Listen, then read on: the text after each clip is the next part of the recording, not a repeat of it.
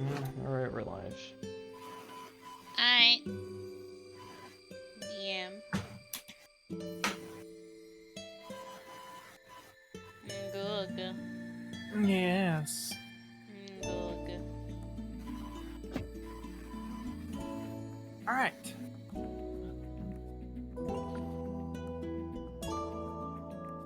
When we last left off, you were all, you had all been given your new mission to scout out and hide out within the fortress of the Dread Keeps to assist the army in its siege within the next 2 months is when the siege will be taking place. That's a fair point. So until then, you can do whatever it is you wish before infiltrating the Dread Keeps. Ami is going to leave the flying machines with the Archmage and the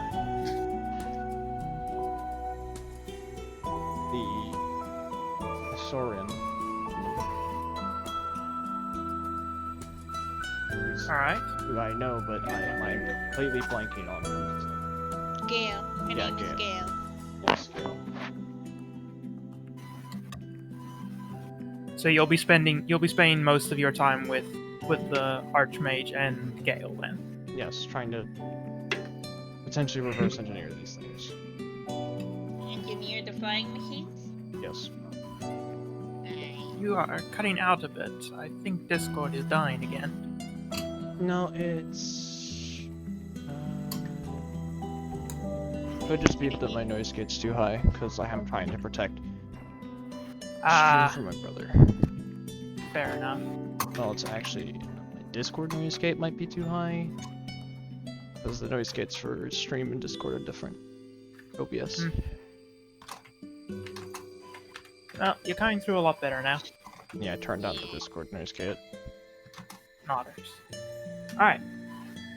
So you're gonna be working with them to reverse engineer the flying machine that you found over the course of the next 2 months. Rivius and Caroline. Can Rivius just hang out I mean, if no one needs him, he'll probably... This is a terrible idea. I won't take him. I won't make him take him. Oh yeah, for the next, unless someone needs him, he'll probably be bouncing between the temple district, you know, doing cleric stuff for once. Look at him go. He's an actual cleric. Alright, so you're gonna be hanging around in the temple district, just helping around in the temple. Yeah. Doing your clerical duties. He's a cleric. Wowie. He's also a cleric that, you know.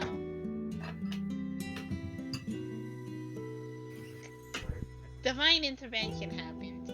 So, you know. People will probably want to talk to him anyway. Yes, you certainly will not be lack for engagement during this period. Yeah, that's gonna be him most of the time. Yeah, he's probably going to be doing cleric stuff and also doing. How the fuck did you summon God? It's like, well. Great question. Great question. I don't. That's know. a long story, and I don't know the ending yet.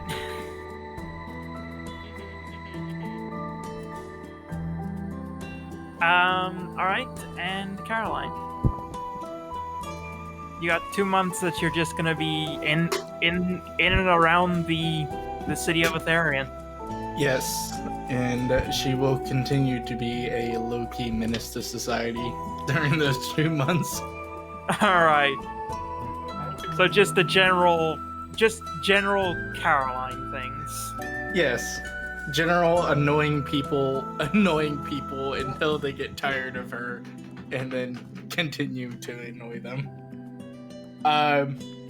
I think she would also spend some more times with the guards because she wants to also because she already told Justice hey, I could train your guards to be All prepared right. for what actually is going to happen, and Loki is not using that as an excuse to beat the shit out of some guards.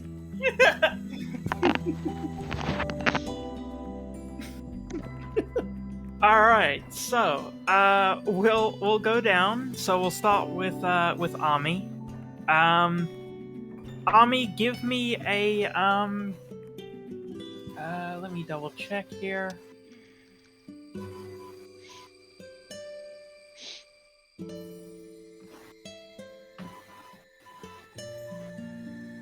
Give me a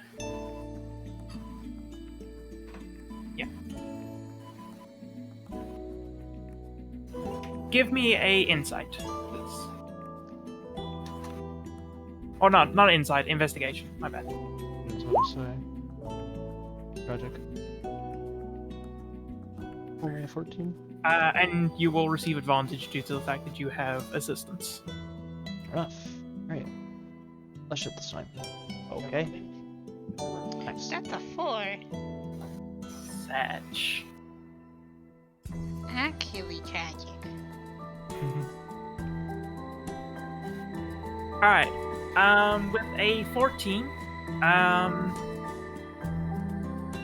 with the assistance of Gale and the Archmage over the course of the next few months, you start to take apart the flying machine, bouncing ideas off of each other about how its operations work.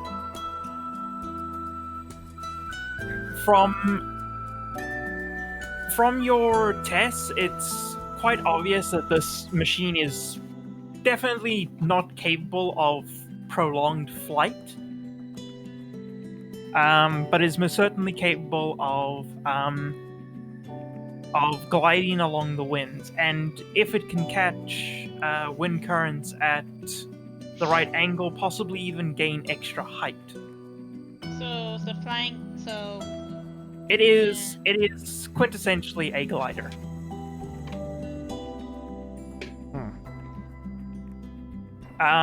With these contraptions, if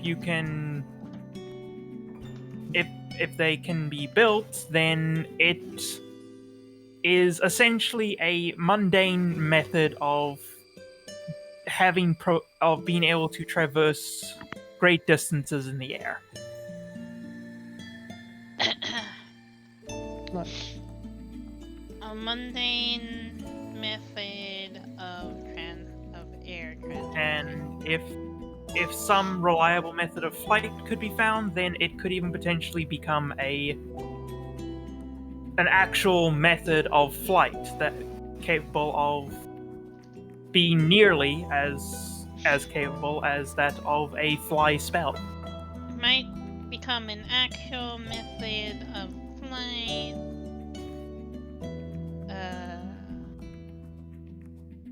Similar to a fly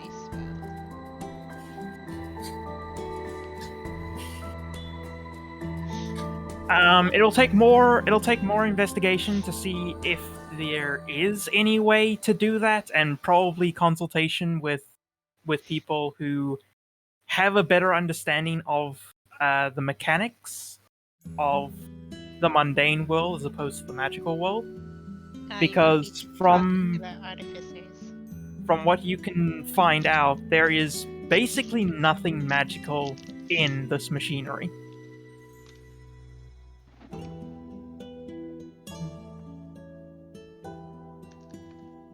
Let's see. So you will need expertise of a different form. I hope an artificer came through the tear we can find eventually. Oh, I was talking to Eps, and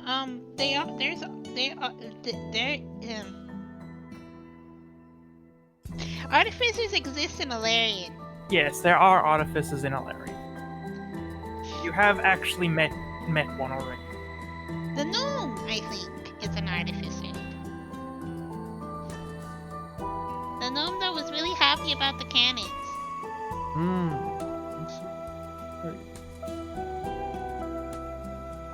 Because I was like, M sister, are there artificers in Elerian? And he's like, yeah, there's artificers in Elerian. You literally only know one though. And I'm like, can I invent a gun? And then you're like, no. Can I invent a hand cannon? Maybe.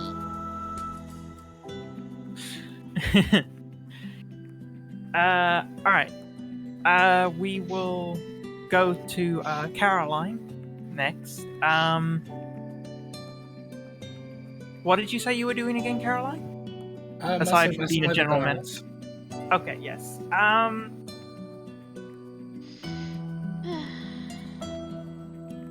Caroline, give me a athletics check, or an athletics or an acrobatics. Okay, I was gonna argue for acrobatics mostly because I just have an ungodly acrobatics. Jesus Christ! Fucking rogues. That's expertise, isn't it? Yes. Yeah. That's expertise and proficiency. Yes. Well, expertise is upgraded proficiency. Because expertise is double your proficiency bonus. And you have... Why is it 3 plus I have- 8? Because I have max dex and then double my proficiency. Oh.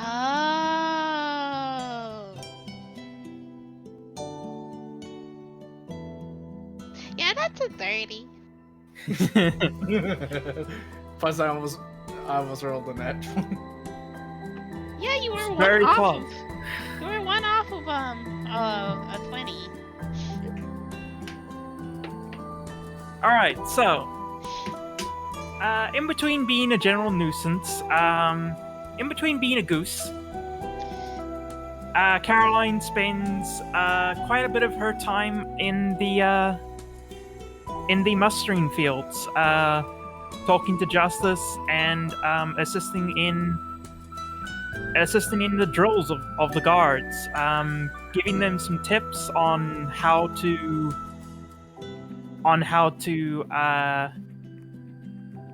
outwit the enemy as opposed to simply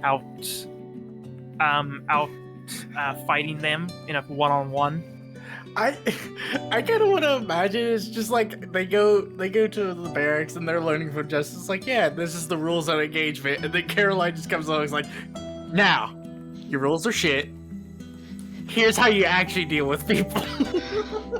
Alright, your rules are shit. Here's what you do. You kick them in the balls. Effectively. Outwit the enemy instead of outfighting. That's the first thing. You check and see if there's a good point card around their nuts.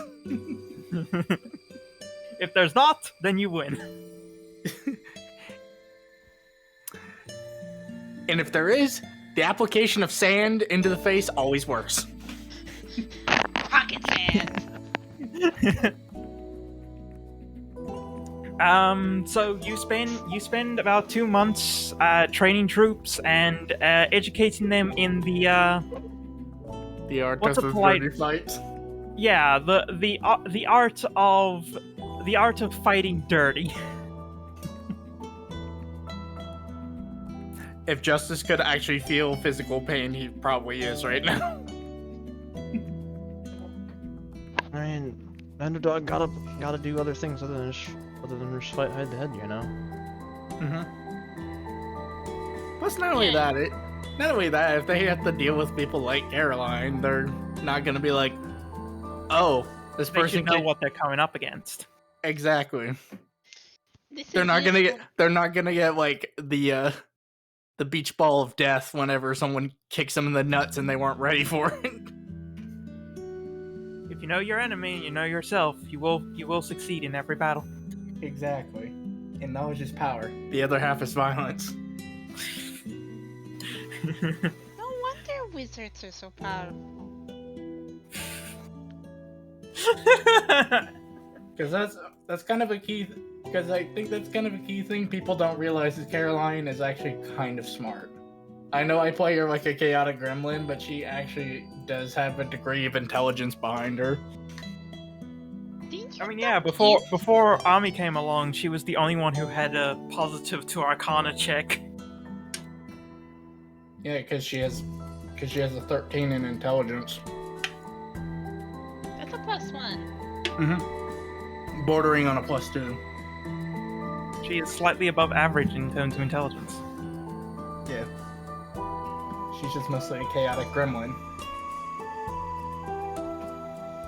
Alright, No, he's so smart that he can be stupid. I just boil it down to her not having enough mental stimulation. So it's just like she Oh my- finds stuff to keep her entertained. Oh my gosh, she's bored. I think that sums up Caroline pretty well. She's just bored. Caroline has a case of under simulation. My name is neurodivergency. It wouldn't surprise me at all. Alright, so. Over the course of these 2 months, you do very much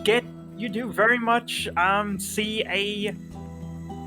a change in the fighting style of the army. They are starting to, at least the Elerian army, because you weren't ever given permission to train the other troops. In the Elerian army, you do see them incorporating the lessons that you've taught them into their typical fighting style. Good. They are not hesitant to throw sand in their enemy's face, kick them in places that they may be less armored. Yeah. Take advantage of the enemy's situation and actually Yep. read the environment around them. And as a bit of a side note, which I know it's a general tactic, but I'm not sure if the Elerian army knows this, and you can choose me at that. If she gets a hold of anyone that is like an archer, she's going to teach them that if they go against anyone that is heavily armored, to knock them on their ass and just start poking them. What do you mean by poking them? With arrows? Because you see, when someone's in heavy armor and they get knocked on their butt, it's really hard for them to get up. It's especially hard when you got 2 or 3 of them going on top of you and stabbing in the parts of your armor that does not protect. Yeah. Yeah, but basically, it can be hard to knock them down, but if you get them down and you continue to apply force to them, then it makes it very difficult for them to then get up. Yeah, especially if two or 3 of them, if one person's on top of them, the other 2 are effectively holding their arms down. The person on top stabbing them like in the armpit or parts of the armor that aren't fully covered. Yeah, That is- eyes, that- arms, neck. Yeah, that's an actual general tactic to taking down knights. I think it was I forget which battle it was, but it was an actual. They taught the British taught their longbowmen that against the French, because it was one of those ideals where like, oh, you get to the archer line, the archers are supposed to run away. But I don't remember what battle it was. The French knights approached the archers thinking, oh, they're just gonna run away, but the archers just threw down their longbows, pulled out daggers, and started knocking knights over and shanking them on the ground. They're like, we weren't ready for this. You know what? Based. Yeah, God. which continued to add to the very strong British propaganda about how the British longbowman was the ultimate weapon in war. Yeah. Because when you train your archers to actually defend themselves, it's amazing how intimidated people are to cavalry charge them. Anyway. All right. So that's how you spend your 2 months. Yep. Rivias. Hello. You spend a lot of your time in the temples to Saloon and Moonbow, Mm-hmm. giving out blessings and telling people the stories of of the Battle for the Wall. How a combination of you and Army quite literally summoned a god. Could you please give me a religion check at advantage? Okay, advantage, no bonuses. No bonuses for this. This is a general religion check. Tragic! Actually tragic. May I? No, I can't guidance it. Never mind, don't worry about it. I forgot to call guidance before. Yeah. Don't That's worry, continue. It's been a long time since you've gotten to actually, be a cleric. Mm-hmm. Long time on the road, and the last few months have just been constant chaos.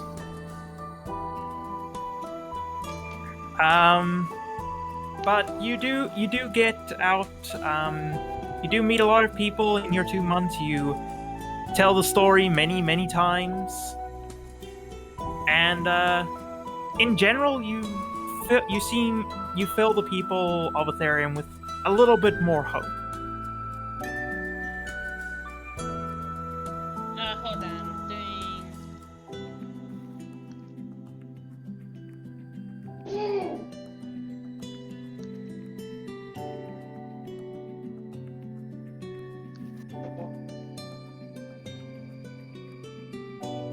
Doing people.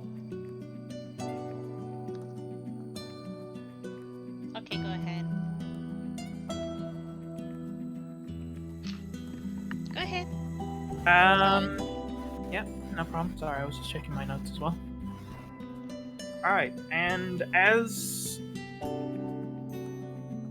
the 2 months start to come to a close, Caroline, you in particular will see as you come to the last week of the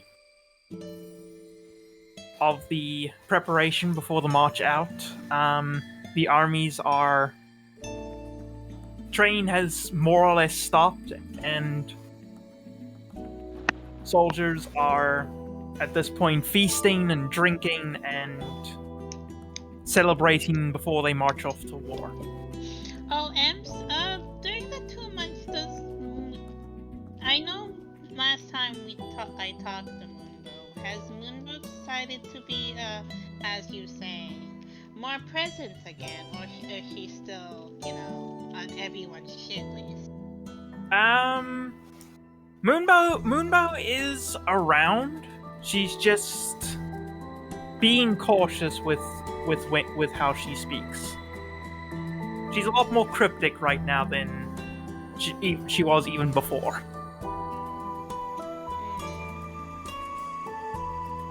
Makes sense. She's playing things a bit carefully right now. Oh, I was just wondering. But yeah, she hasn't outright vanished. I know Selena is vibing. Is he on anyone's shit list? No, she didn't do anything. Okay, cool. I was just asking, but Alright. In this closing week, you will receive a message at home from the king to report up to the keep for your final briefing before you head off, because you are being sent out a week ahead of the rest of the army. Limbo is currently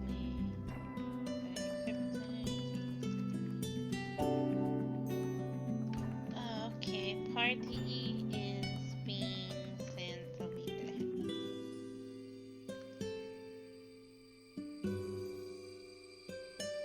Okay. Alright, so as you make your way up to the castle and enter into the throne room that was converted into a war room, the king the king stands there. As you enter, he's currently him and Justice actually are sparring in the throne room. Who's winning? It seems to be a pretty even fight. Neither of them seem to be playing to win. They are simply practicing their swordsmanship.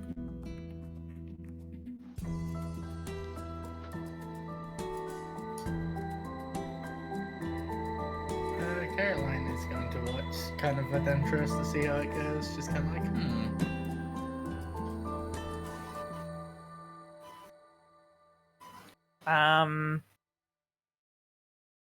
If you are watching for a moment, then you will see after about a minute of them dueling,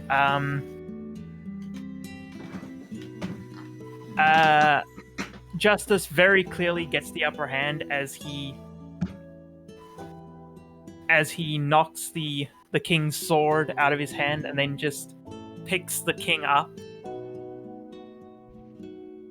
And you'll just hear the king say, "All right, Justice, all right, you win, as always. You can put me down now." Besides, our guests have arrived. as he says this, Caroline kind of raises a hand to like, you know, if you really want your honor redeemed, I could always fight for you. Oh, no honor lost here. Me and Justice have been sparring like this for many, many years, and I have beaten you once. I let you win that time, my lord.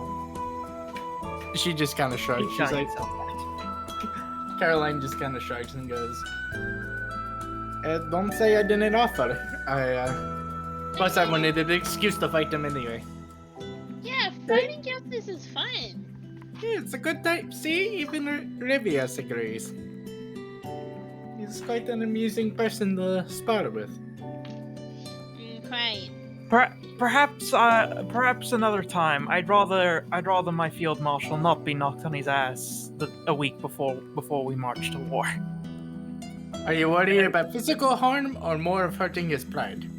It's probably since the last time I sparred with him, I did hurt his pride for like a month. So I mean, to be fair, you're quite scary with a warhammer.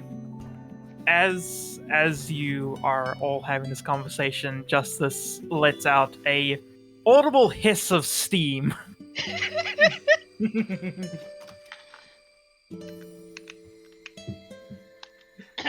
Caroline is going to pretend not like she doesn't notice, but she has a bit of a shit-eating smile on her face, so it's clear that it's like she noticed. Oh well. Who knows, Revius? Maybe next time, if we convince him to spar with us, he might actually beat us. Yeah, you never know. We don't want to hurt his ego too much. I mean, it's I been look a forward to the challenge. minute. Okay. Go ahead. But for now, we have other important matters to deal with. Yes, come, join me at the table. And as he says that, you'll see two half-orcs drag the war table back into the center of the room. It seems very cumbersome to move around all the time. Yeah, it's not that heavy. Are you sure? She kind of like knocks on the table to kind of like get a feel for how heavy it is. It's pretty solid wood, but it's not the thickest, so you would probably have trouble lifting it, but someone like Revius or Justice could probably lift it easily by themselves. So it's heavy for her, so it seems too heavy.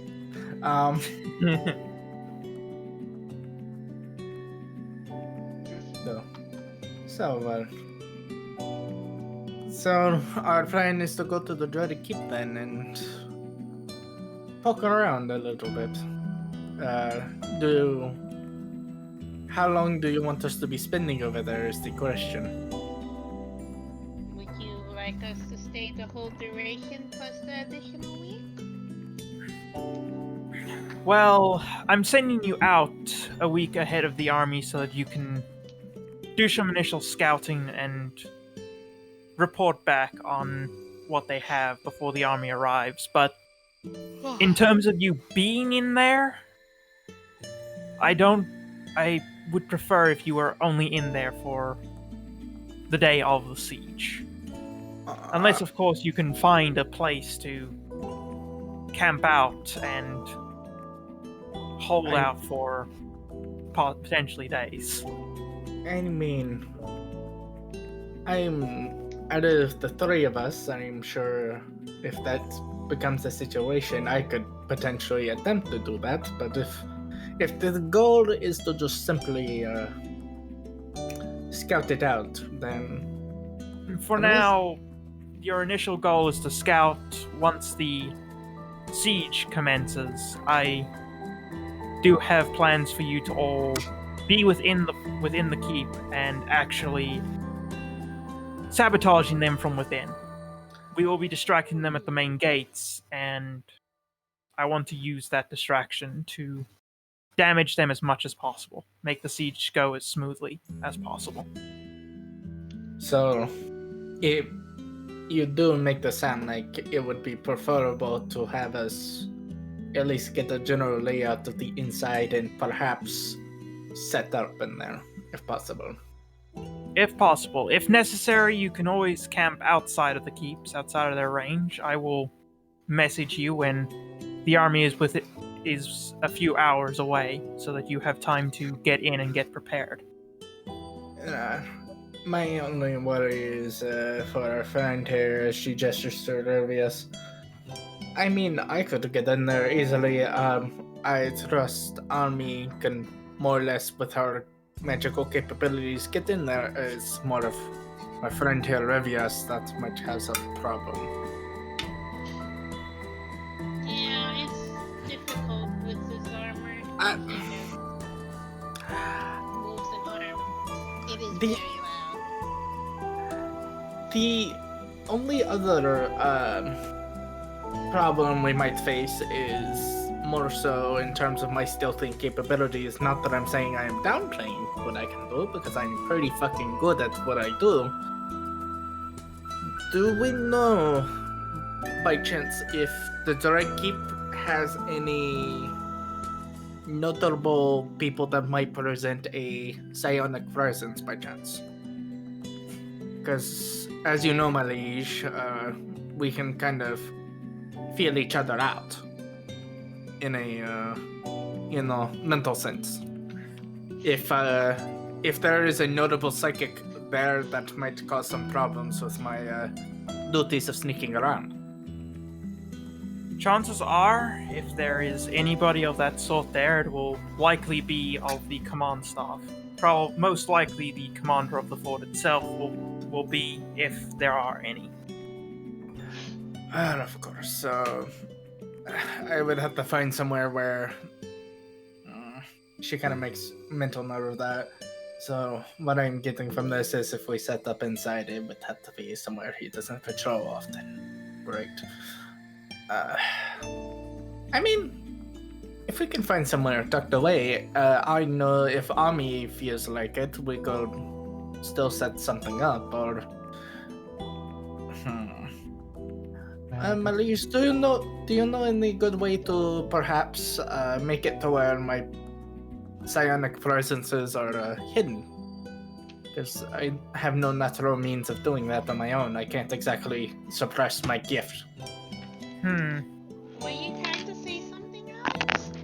Yeah, sorry, I didn't mean to interrupt. I don't know if the Ring of Mind Shield would prevent people from figuring out you're psionic.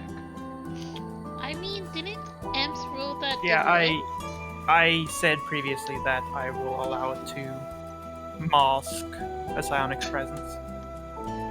Well, as for masking... Since the whole psionics being able to sense each other is very much an Elerian thing. What? Which? What? Go ahead. Sorry. Well, I can lend you the ring of mind shield that I bought from the fermenter's brew. It should help mask your psionic presence from others. Yes, if the gift is mental, then mind shielding may assist with that. Yes. Well, if you don't have no need for it, Tommy, when we get to the keep, obviously, you don't have to give it to me right now, but if we decide to sneak around the keep or stay more than we're welcome, I might take you up on your offer.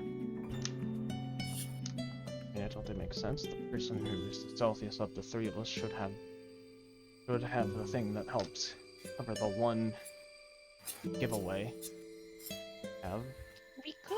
We could somehow, we could see if she has a duplicate available.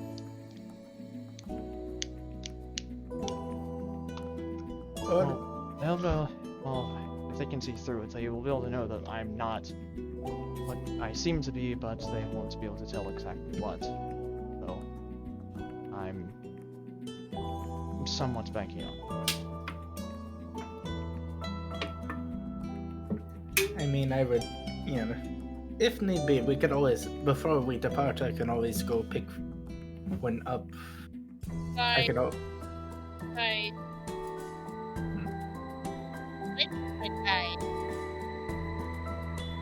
I know.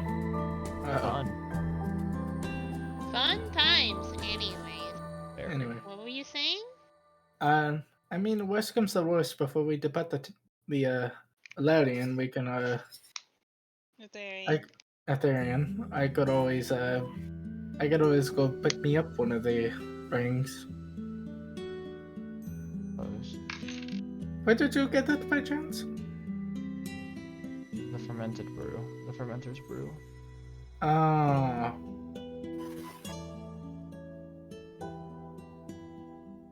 Oh? Good to know. Well, Yeah. I think once we get to the dry keeps, though, we can plan out a little bit more of what we ultimately want to do, seeing as obviously we do not know the situation until we actually get there and see for ourselves. Indeed. And getting past it is the important bit. I mean, I can keep watch the entire night, so as long as we can set up camp, I can keep watch and I'll let you both if need be. Sounds good. I mean, all I need is to just get in there and I will be absolutely fine. It is just more of you two I'm concerned about. But again, we can figure out that plan once we get there. But for now, I think it would be best for us to make sure we have everything, all businesses in order before we leave.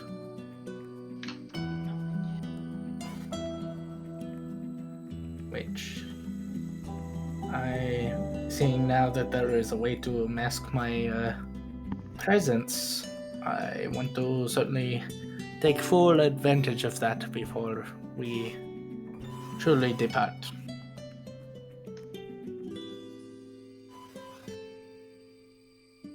Right.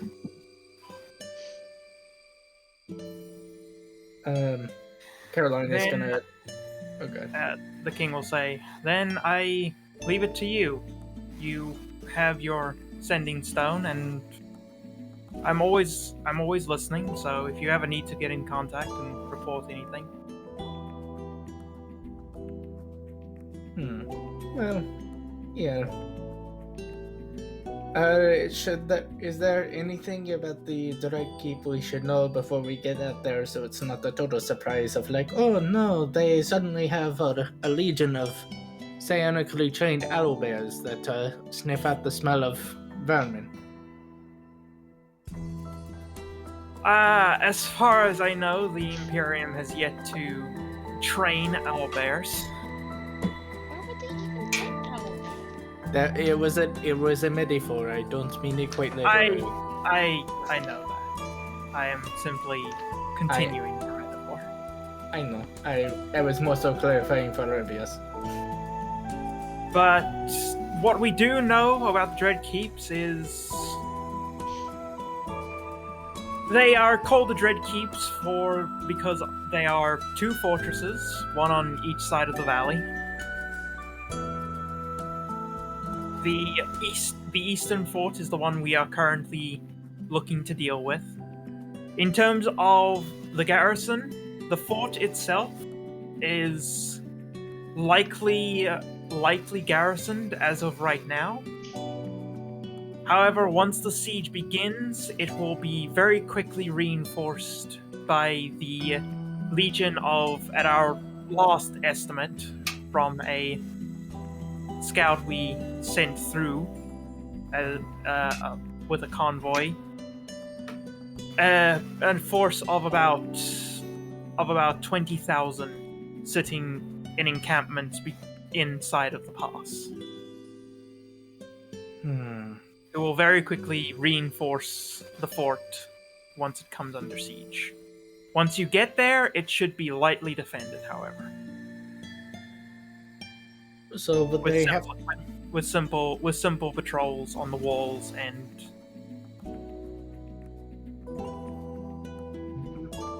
Would a there- few men manning the battlements. So my question would be then, is there other than the direct path between the Dread Keeps, is there any good way to get to them if, say, I don't know, the pass inconveniently got blocked up? Unfortunately, the only next passageway through would be to go all the way around the mountains and go through the Fortress of the Tear.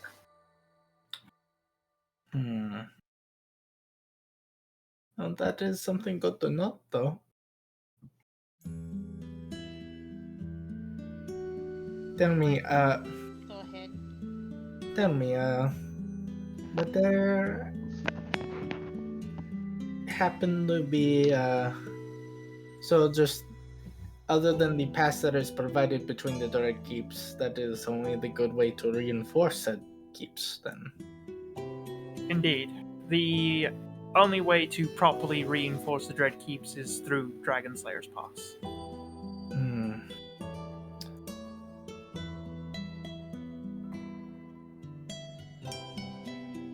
That is very good to know. Alright,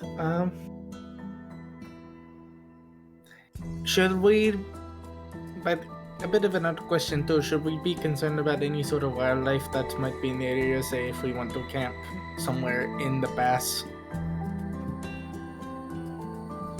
Camping within the pass itself, the biggest danger would be patrols.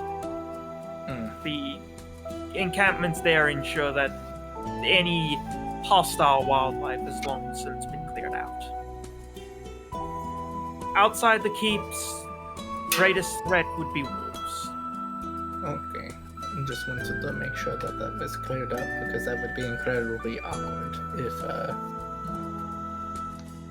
Alright, The more dangerous animals tend to stick to the forests, especially the Bright Forest on the other side of the Dread Keeps.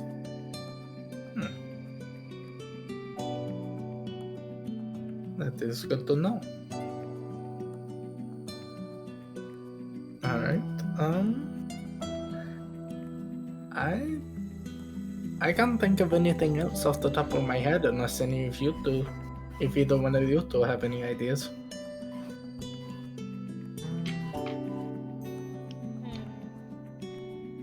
Not off the top of my head. Do you think if they notice if the light defenses would say Have an unfortunate accident.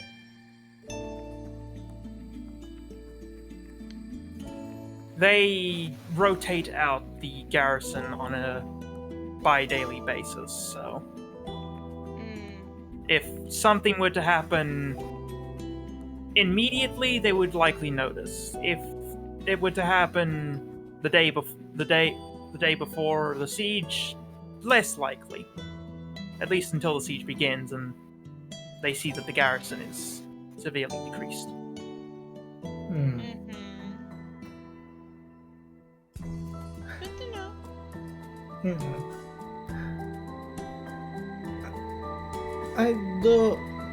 I actually just thought of a question real quick. Those the cannons you're planning to use during the siege? They're good for taking out the fortress walls, yes?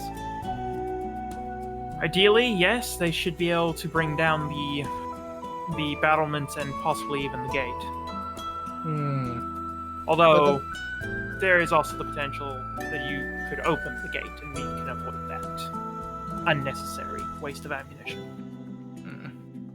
What about the potential rock formations?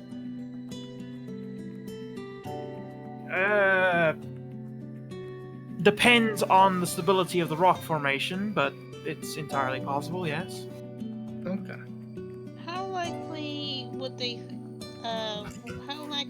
expect an avalanche, Elerian? Caroline is kind of look over at Rivius, kind of like that knowing look of like we are on the same brainwave here. Dude, this is what? He is literally like, yes. Death! Causing a rock slide could be beneficial, however, I do take concern of the fact that it will slow our movement down through the pass. Which is why I suggested the cannons, or perhaps we could find some. But yeah, keep in mind this is all hypothetical. Of course. It's more so we are aware if something goes on, we don't want to divert any of your plans, obviously. Just more of we want to make sure that we're all on the same place, on the same page here. Indeed, your plan is a good one, and it would make taking the fort itself much easier, but it would unfortunately mean that our progress is significantly slow heading through the pass.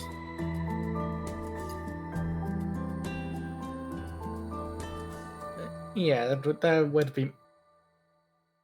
But I mean, it would make for a good fallback. It would certainly indeed, and we do intend to keep the fort once we take it. All right, so as less damage as possible. Got it. All right, well I got nothing then. My curiosity has been sated for now. Yeah, there's nothing. What about you, on me?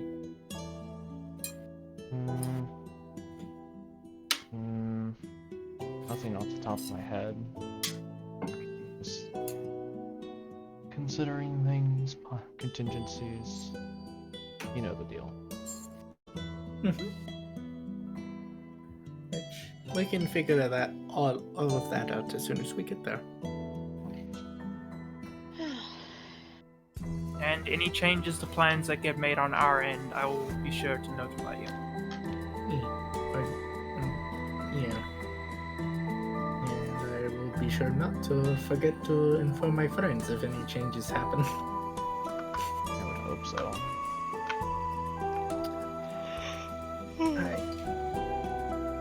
Well, I mean, you never know. I might get preoccupied and you two are not within earshot. Who knows?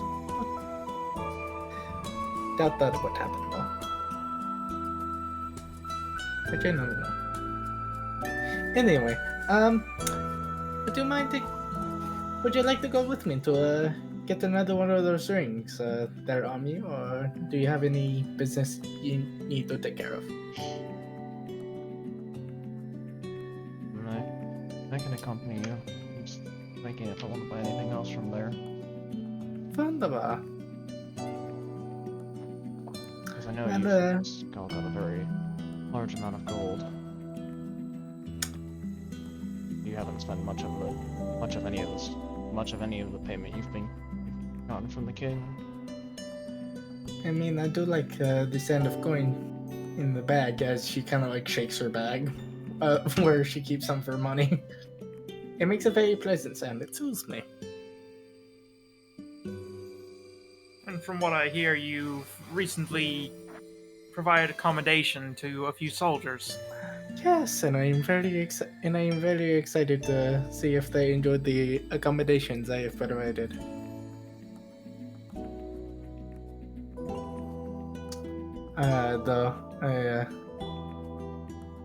Speaking of which, now that I'm thinking about it, I should probably check the place before we leave to make sure they followed my gracious rules. I mean, they've been there for 2 months. I imagine you've still lived there for the last 2 months. Oh yeah, no. Oh yeah, no. I just have to always make sure because you never know. There's always, in my experience, there's always one or two little jokesters that decide to be funny to test their luck. Pick up a pair of sanding stones to keep between us three. There you go. See, that is some use you can get out of your money then.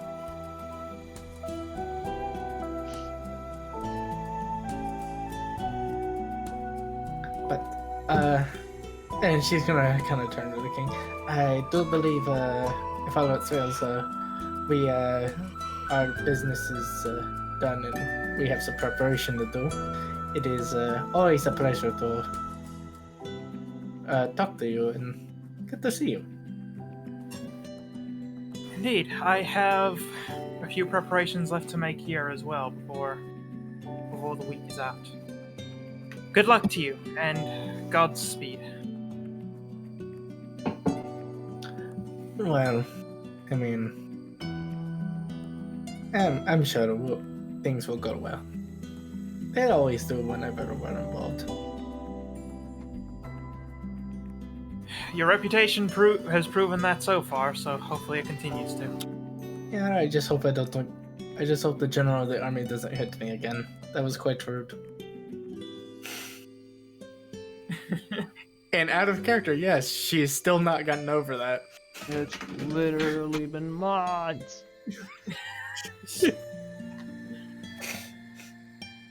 I know. 100%. It's just a case of there was a fucking when the general fucking hit her, there was just a pop up of Caroline will remember this forever. Pretty much, it's a telltale game of just like Caroline will remember that. She is very vindictive. Anyways, let's go. Take us to the Dread Keep's DM.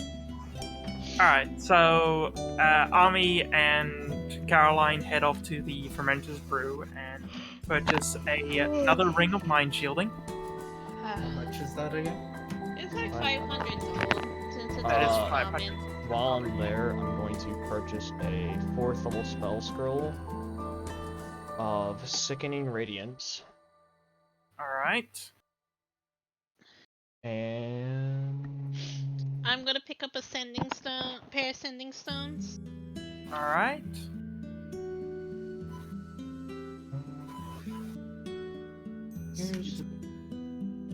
I wanna buy Helm of Teleportation.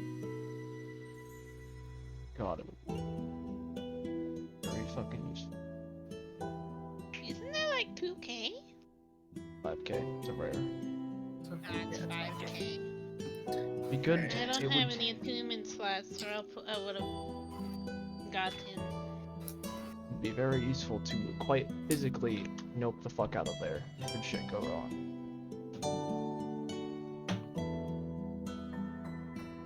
Have our plan at this point. Anything we do after is probably contingency shenanigans. Like, you know, having a helm of teleportation.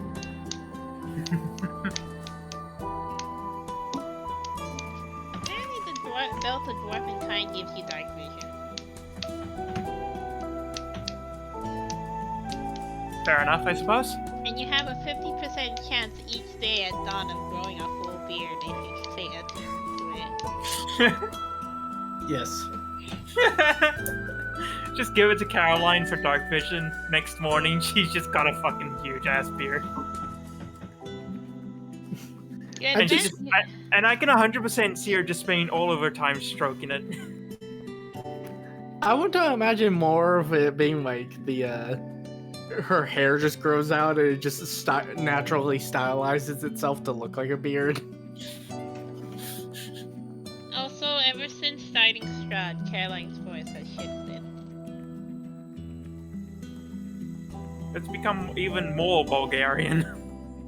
I mostly just because I like doing that voice. So that's all it is. It's just it's just a really fun voice to do. So it keeps me entertained. You know, That's- fair. Because I can't.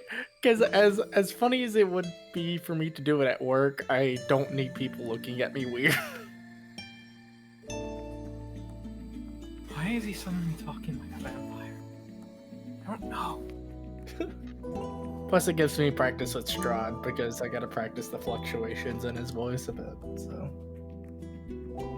So Anyway. you're saying that both your characters are vampires? no, I just more or less like that voice. It's just more of a fondness of the voice than anything.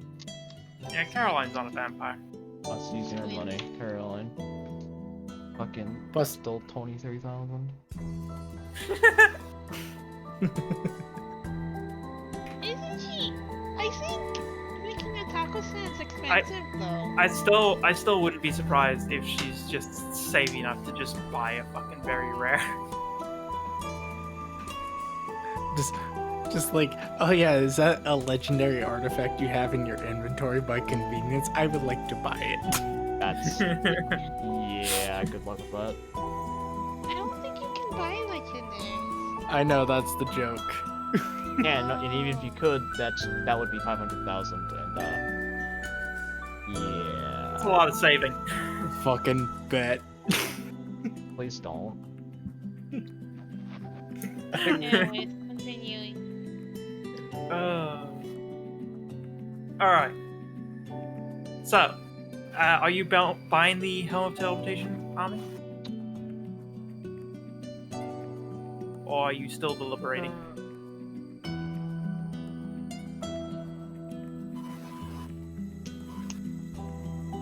Okay, Alex? let's roll a deal.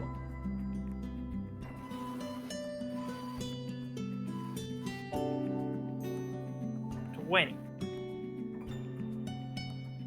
What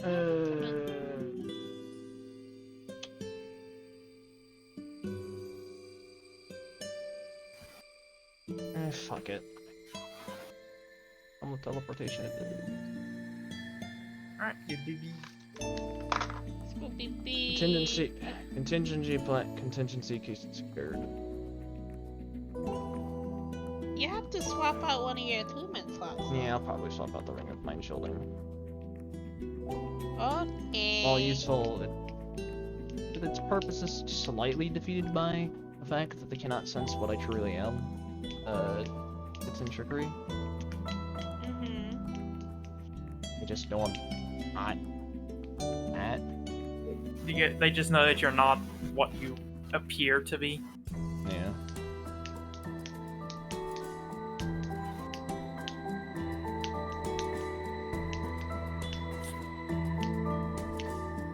Alright. Great. I'm fucking broke again. Let's go.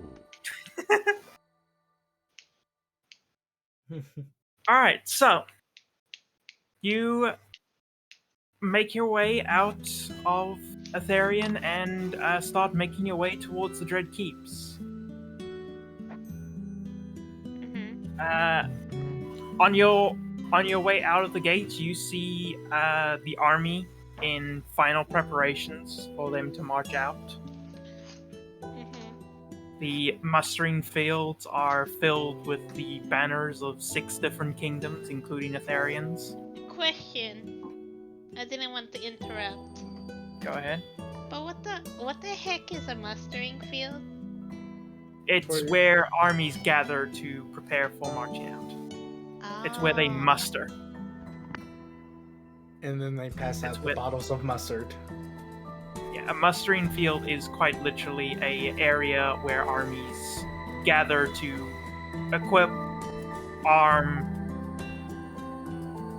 and ensure that that everything is prepared.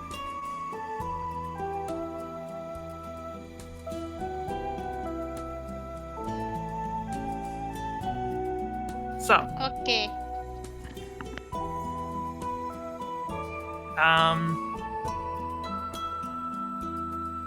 as you walk along, you see the cannons rolling up in the back of the army. In front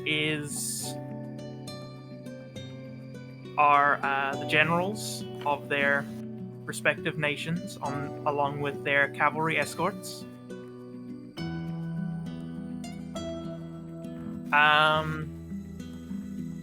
And you see lines after lines of foot soldiers carrying, most of them carrying halberds, some carrying warhammers, all of them with shields. It is an army that is very much ready to march to war. This, from what you can see, this is a practiced formation, because they're still not going to be moving out for another week.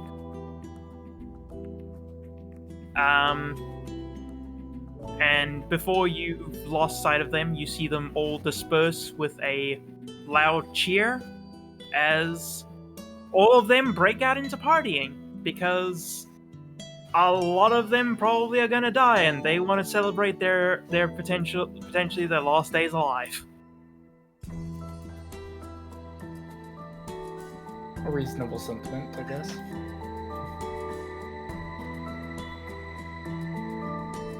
So there is now in the process a large feast for the entire army. Ah, so they're partying.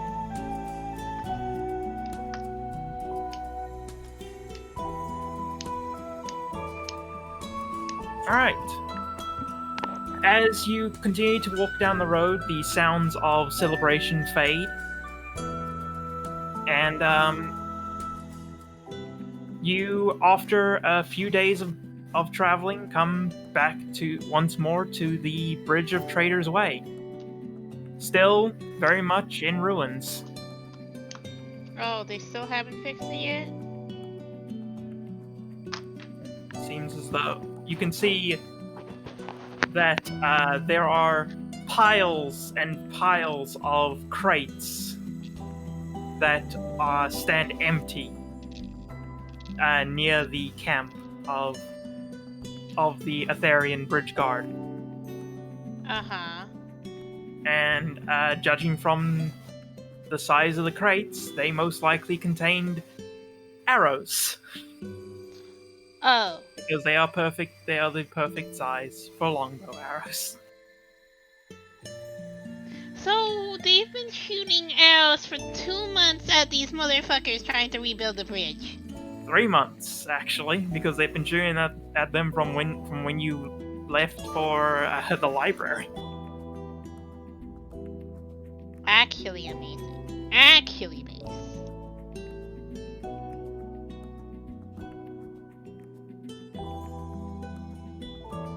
Okay.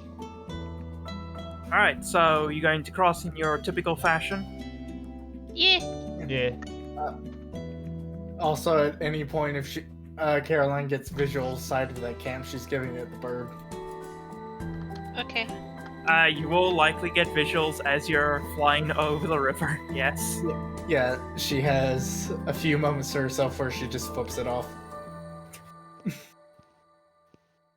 Just flying on past, just the bird just up there. Pretty much. As it should be.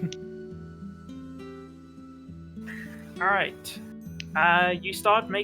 You continue along your way to the Dread Keeps. Your journey actually remains uneventful as you start crossing onto the main road where you know you've encountered scouts before. You, during your several days, encounter none. What you do encounter is you encounter a caravan that appears to be broken down on the side of the road, and as you walk past, one of the caravan guards just gives all of you a nod.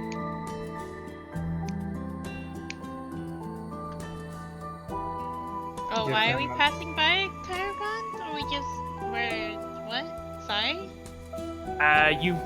On your way towards the Dread Keeps, you all pass by what appears to be a broken down caravan. And as you pass, one of the caravan guards gives all of you a nod. Yeah. Give them a nod too. I mean, we're not the most charismatic party, so we're not gonna be investing in small talk. So, small nods. We keep Small. going. All three of you can give me a quick perception check as you go past. Okay. Can I guidance this? You may.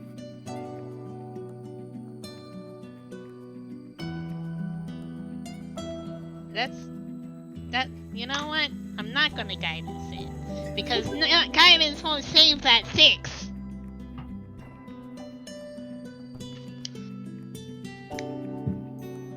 Can. And Caroline, waiting on a Right. perception check for you. Oh, you didn't roll. Give me a second. No problem.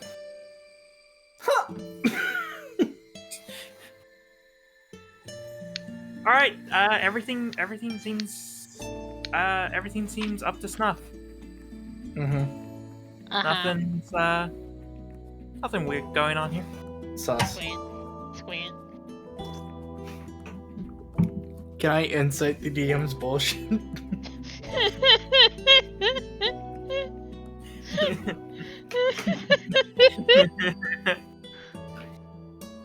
Okay. Just a normal caravan. They're having some wheel trouble. They'll probably be on their way in like an hour or two. Could I... There's a small part of me that wants to go over there and see what's going on. Another part of me that's like, alright, this is clearly something stupid. Caroline, with her perception, is gonna think that it seems completely legit and just carry on, because unless she's getting paid to deal with it, she does not give a shit. Alright. After the caravan, it's about another day's journey, and you have the Dread Keeps in sight once more. It is a tall, imposing fortress that covers the entire length of the entrance to this valley. It is from what you can see here, a behemoth of modern engineering, with some of the largest walls you have ever seen. Dread Keeps is what? Sorry, can you repeat the description of the Dread Keeps? It is a formidable bastion whose walls cover the entire length of the valley. Whose walls? Or, I suppose, Yeah. technically the entire width of the valley. Width of the valley.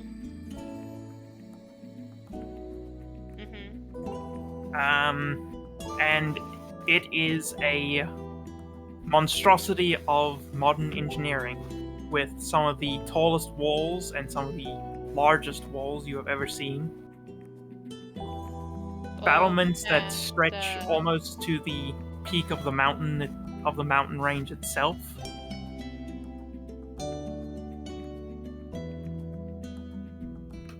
Okay, battlements are also here. With what you three know of warfare from the siege at Elerian, with the fact that the army would have to be funneled into the pass before they reach the gates, it means that the amount of troops that can besiege at any given point in time will be limited. The towers give a significant sight radius and height advantage over any invading enemy force. This fortress would be incredibly difficult to take. Okay, but what are the towers made out of? They are, from what you can see, they appear to be made out of stone. You can give me a... what even check would that be to know what the stone is? I mean, it probably would be investigation, right? Yes, it probably would be investigation. So if you want to,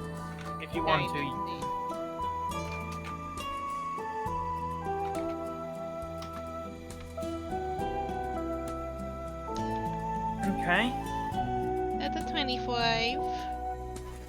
Alright. Caroline is not going to bother because I'm mostly shit with investigation. With a 25 and Ami, you with your 20, looking at the stone, it looks as though it is directly built out of the mountain itself. The stone is the same coloration as the mountain stone, so it looks as though they literally tore into the mountain and built a fort out of it. Guard towers are made of stone and directly built of the tower itself. It is a very seems to be very hard okay, considering you said, what did you say about the range? What do you mean? What did you say? So the tower. You said something else about the tower. Oh, with the height of the towers, it would give any archers in them incredible range and advantage over those below them. Archers, incredible range, and advantage on those below. Okay. I mean, still could knock them over. Could happen. You don't know. All right. I hear that freaking disappointment. No disappointment. Just amusement. Yes. All right. How would you guys like to try and find a way into the Dread Keeps? Or are you not going to attempt entry yet? The army is, at this point, a week away still. I mean, if the girls wanna do some scouting, I'm gonna probably. So are all of three of us going inside the Dread Keeps to scout, or are we just doing? No, I think it'll be best if just Caroline goes in. Her shit. Right. So, Ken, are you gonna do some scouting? Caroline would love to do some scouting. She would like to mess with people. Let's cut back on the messing with people this time. You want the element of surprise when the time comes. What was There. that? Let's refrain from messing with people this time. We want the element of surprise when the time comes for the siege. True. I will keep my messing around to a minimum. Preferably none at all. I suppose the minimum is as best as I'm going to get from you.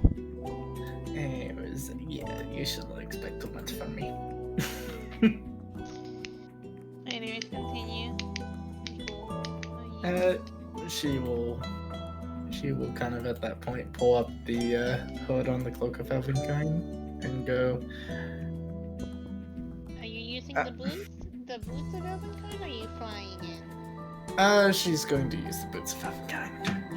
She wants to just make sure it's next to impossible to... Invisibility. Yeah.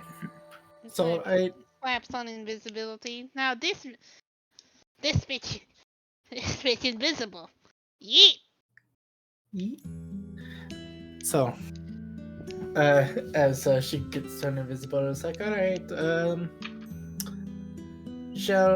what should I look for? Should I look for potentially any rooms that aren't being used, or what do you think our first order of business should be? Before Caroline goes, Ribius will give her the other sending stone he has. Okay. Yeah, she'll take it and just go, I assume this is for information in case I find something eventful, no? Yes. Alright,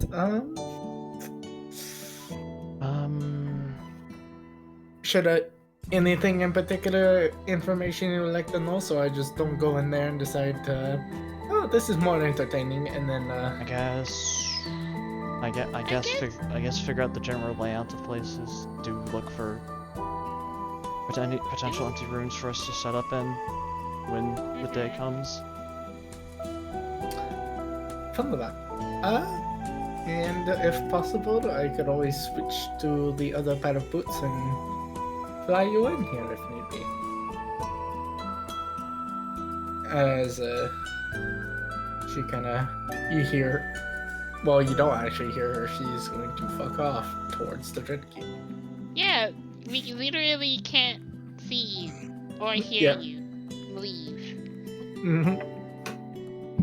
We It's just good. don't trust that you left. Alright. Just spend an hour just standing there just to fuck with them. God damn it. I'm kidding. Caroline wouldn't do that. It would be funny, but not Caroline when she's wouldn't. on the jump. Yeah, no, like, if it was one of those, like, if she didn't take the job seriously, she would 100% do that, but... It's a serious job. Yeah, she's serious. Yeah. The player isn't. She is. Professionals have standards. Okay. Anyway. Alright. So, Caroline, how are you intending to approach the Dreadkeeps? Are you going to approach through the front gate, or are you going to try and find a way up one of the towers? She is going to try to find a way up one of the towers, because... Alright. So, give me an acrobatics check. Tragic.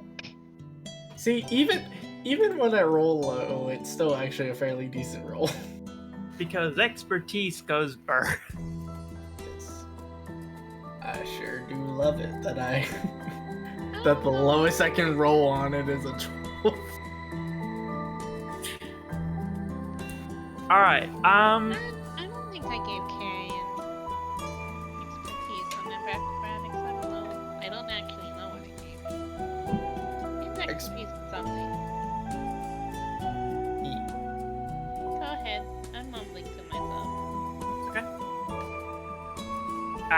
so you start climbing up the wall. You manage to find a few handholds. It's not the easiest climb you've ever done, but you're managing it.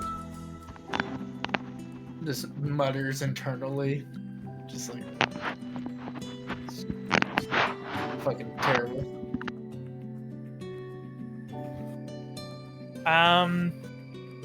As you climb one of the towers, you eventually come to a window that, with a bit of a squeeze, you could probably get through on one of the higher up windows. And when you look in, it seems as though you are looking in at a storeroom. Anything fun or notable in the storeroom? One moment. I actually... Oh my god! As this is the storeroom you see. Let me zoom out. Okay. Nutters. What do I see in this wonderful storeroom? I'll set my token down so you have visual where she's at. Alright. So just a bunch of crates and it looks like some food. As well as what appears to be weapons and shields on the racks around the room. Wow, But it does I've seem been as though muted this entire time. it does seem as though the storage room's main purpose is the storage of food.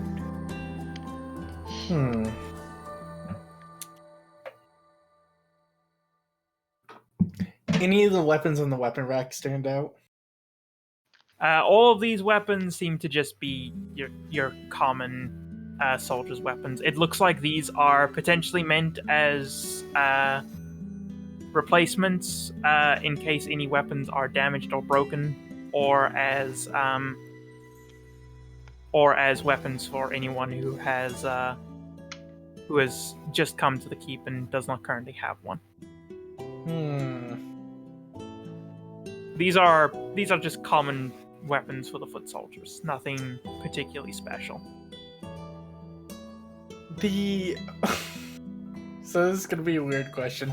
The area that I climbed up from, was there much guard activity? Where you climbed in, there seemed to be no guard activity around you. You did hear, as you were climbing up on the lower levels, you heard some guards marching around, but not overly much. Okay, so that throws out the window what I had planned there. What were you planning, buddy? You don't want to know. She's going. Okay.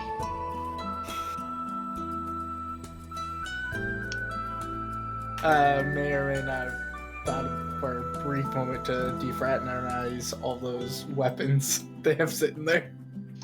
Deforestation. Deforestation, yes. That and they'll throw everything out the window. Not it. Yeah. There was a brief moment of thinking that. But I'm Caroline is holding restraint because she was told not to mess with them. She's going to approach this door and kind of try to listen in, see if she hears anything on the other side, because mostly she doesn't want to awkwardly open a door and there's people there. Alright, give me a perception check.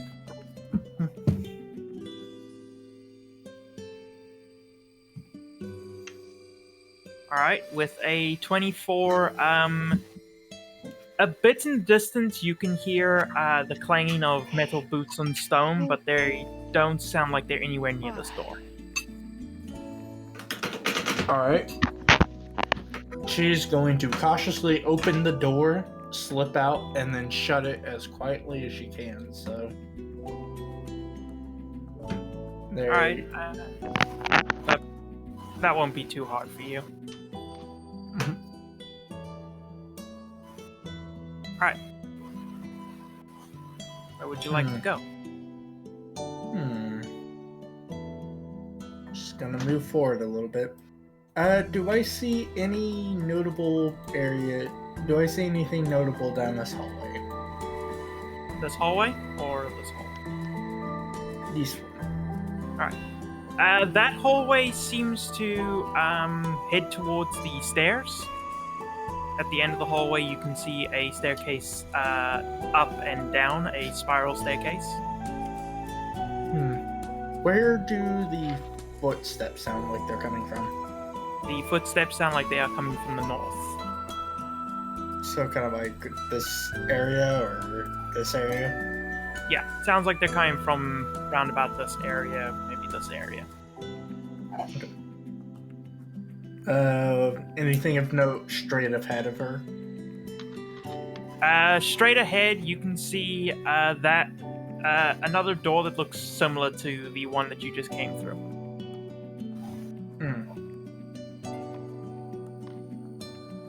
She kind of wants to. I think she might go over just for the sake of knowing what's in there. Just kind of go up to the door and peek her head in. Alright, you peek your head in, and this appears to be a storage area for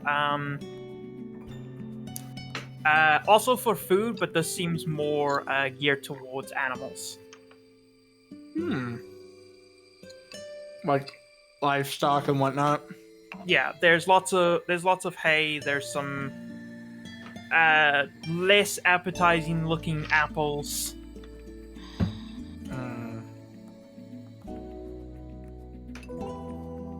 All right.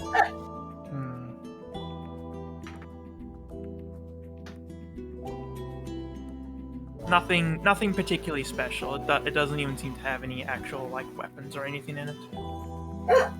Alright, she's going to kind of close the door, murmur to herself, and then start making her way down this hallway.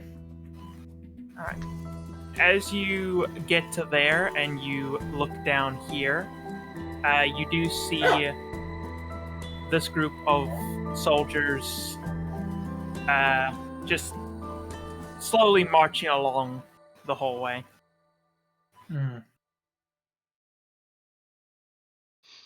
In a tight little formation. Okay. She is going to go over here and then take a peek down this hallway.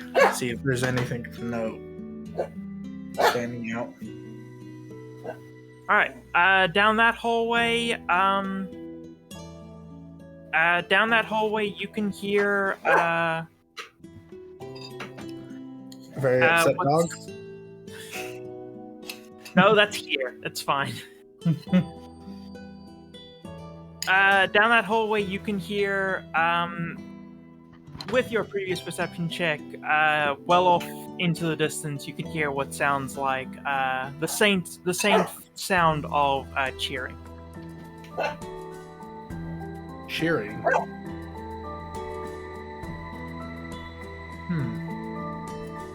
Cheering.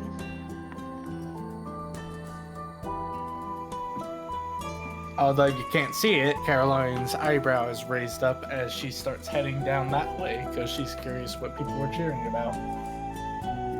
Alright. So, I don't have a map for there because I ground this out very quickly. It's fine. Don't worry about it. But as you continue down that hallway and the cheering gets louder, you find a room. It looks like another storage room, but this one is empty save for the large amount of people in it. Oh. There seems to be about 30 people, most of them humans.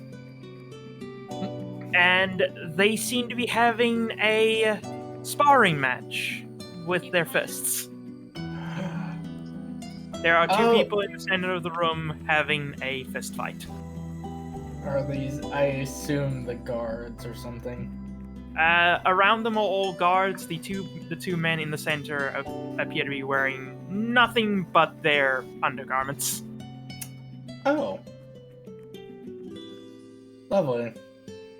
Do they look like prisoners, or do they look like members that would They are both humans, and you can see two sets of armor in the corner. Mm. So it seems as though they're members of the guard who are having a spar with each other. He finds a group of 30 people carrying 2 humans in their underwear while they have a sparring match, right? Okay, so And the cheer. Now that you're close enough, you can make out the cheers of them, basically urging each other on to punch each other's faces in. typical sparring match. Is there?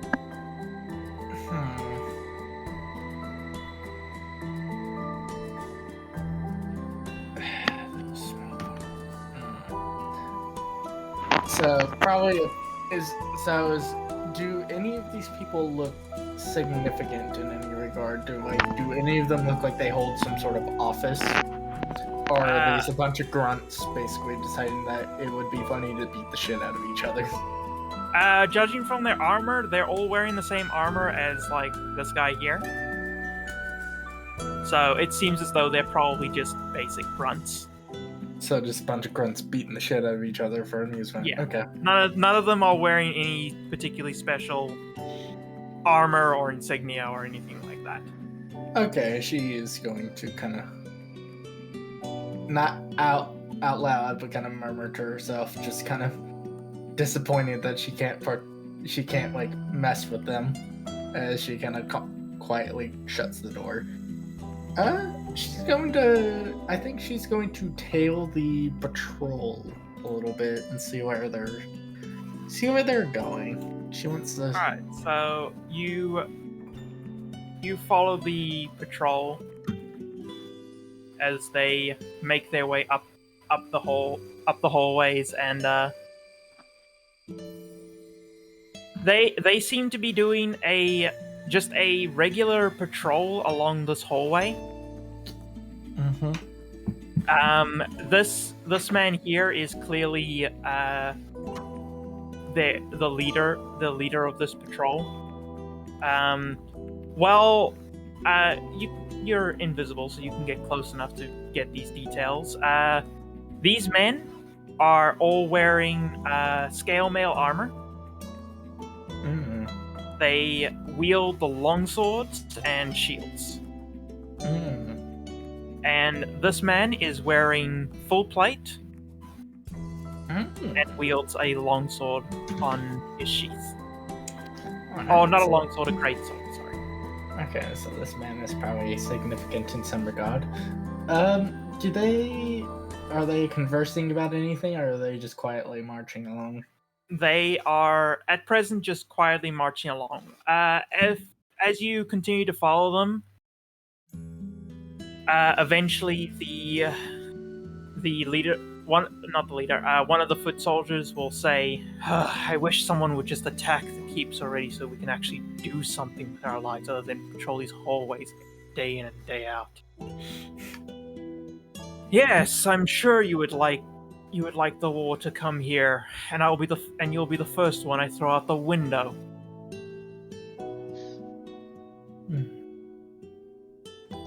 Yes, sir. Now stop talking, keep marching, and if I see you fall out of line again, I will throw you out the window now.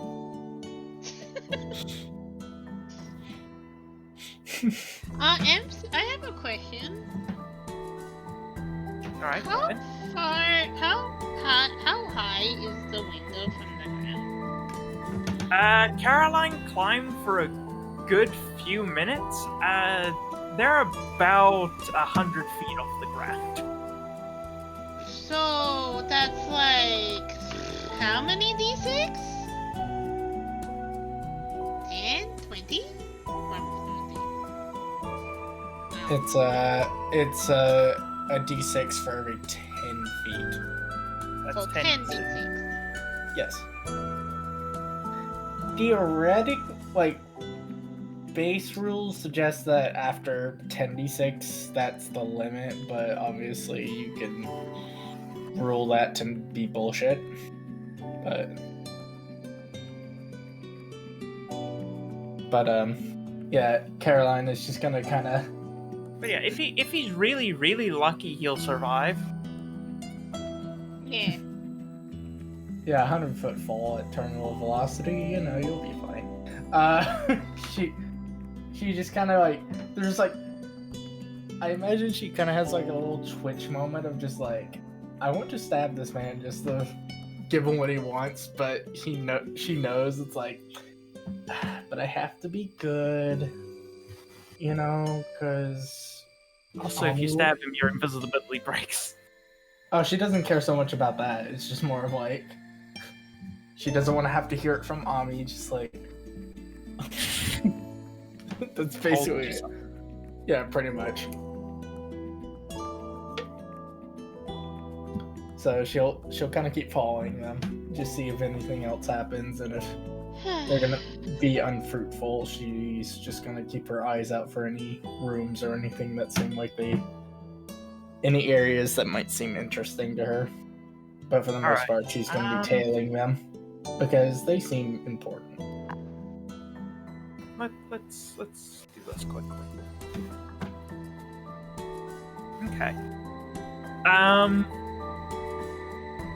As you continue to follow them for a bit, you see one of the other guards seems to falls out of formation ever so slightly, and the moment he does, the guy leading the group just immediately stops, turns around, grabs the guy by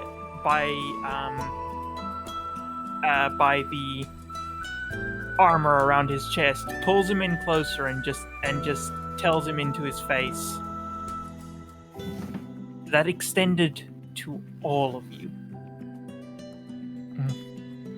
He drags him to a nearby window and just tosses him out.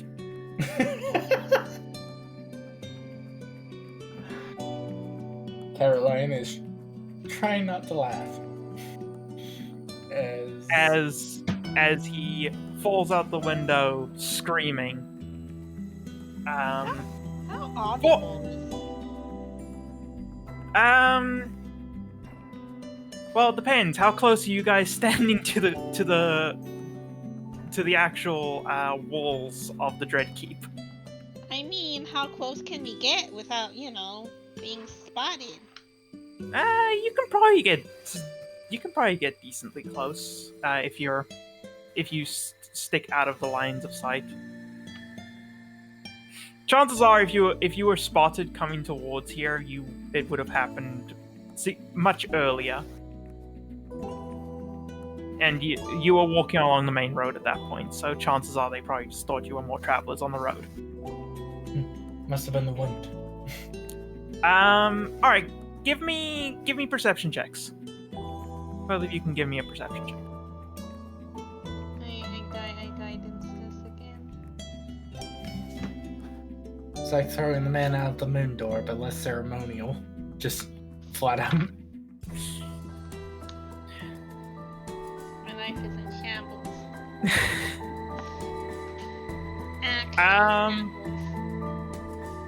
Ami, you'll just hear a faint screaming in the distance, and if you look over, you do see a speck that's slowly growing larger that came out of one of the towers.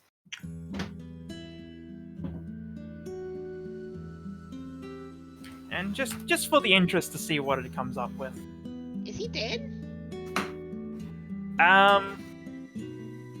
So Ami, you watch the speck slowly grow larger and eventually hit the ground, and you don't see him get up. Oh, he's dead. I would imagine he is. I don't know how much HP these foot soldiers have. Yeah, I just imagine though, it's like, because he's wearing scale mail, and that's still not light, so it's like, the impact was probably a little worse than what we think. But yeah, he does not seem to be getting up. He is falling and he can't get up.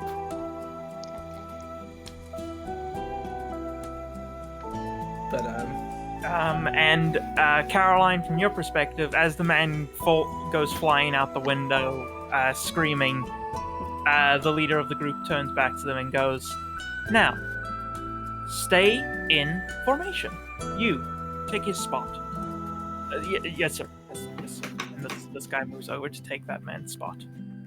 oh, as Caroline is going to keep following, and I'm just kind of. There's a small moment where she kind of like thinks to herself, just like, "Man, how I kind of want to do that." Just throw someone out the window. Yeah. I don't know, she might get her opportunity if there's a glass window, like, eye level, and the guy isn't paying attention, just run up and fucking drop kick him. Oh my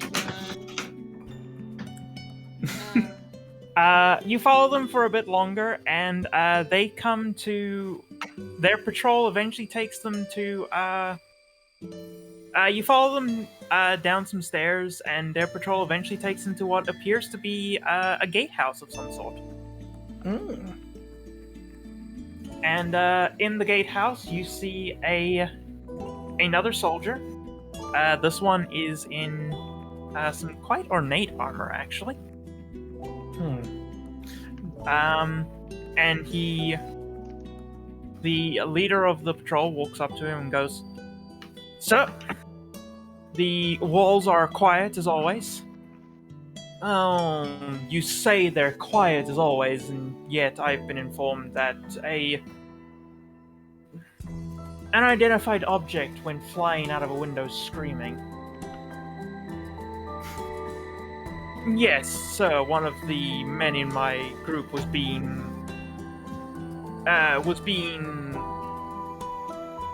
undisciplined." "Fine, just remember, don't do it too often. There are only so many of you that exist, and I hate to have to show you a similar form of discipline." "Yes, sir." Man. So this man kind of seems important. That's good. Now, your new patrol assignment will be taking you to the other side of the fort, and replace your missing man, please. "Yes, sir. Right away, sir." "And don't pass by the commander's office. He's not in a particularly good mood today. If he hears about your lost man, I feel he may be less forgiving than me." Commander is in bad mood. Caroline, Kill a bitch. Not Caroline kind of perks up. Caroline perks up at the sound of commander's office. Just you see her kind of. She is. Well, you can't see her, but If you could see her. yeah, if you could see her, she perks up at the sound of that. So the gentleman that this sergeant, I'm assuming out of character, assuming is a sergeant, is reporting to, I take it he seems like he's to a degree important. Yes, he... looking at his insignias, give me a quick history check. Oh, alright. Caroline's probably not gonna know this, but we're gonna roll it anyway. Hey, she knows this. Alright, so Let's from go.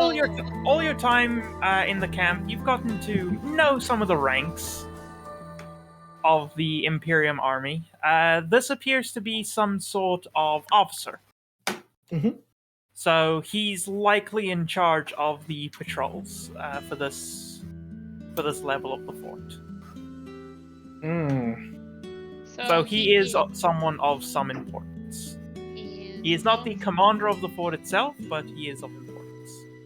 Taking the patrols and has some authority. I think Caroline is going to break off from the patrol and kind of begin stalking this guy because she wants to see if he moves anywhere or goes to the supposed commander's office because she would love to know where that's at. Alright, so you break off from the slot as they disappear off to go and continue their patrol, and he drags another soldier into his formation and tells him to stay in formation.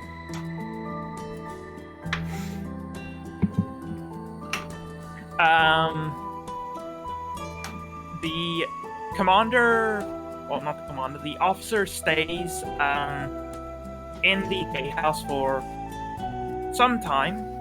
He talks to more patrols that come in, give them new orders. And after about 10 minutes of dealing with patrols, he breaks off, gives a note to one of the soldiers that is in the gatehouse, and then wanders off deeper into the fort, heading down the stairs down towards the courtyard. All right, she will begin tailing him, kind of getting the general layout of the fort in mind to report back. So you tail the officer for a little while. After crossing into the courtyard, he makes towards the central tower, and begins. As soon as he walks in, he is greeted by a few men in similar armor to the armor that the patrol leader was wearing. They seem to be. With your previous history check, I'll say you could have done it for the other guy as well. They seem to be of. They seem to be of a knightly rank. They seem to be knights of the Imperium.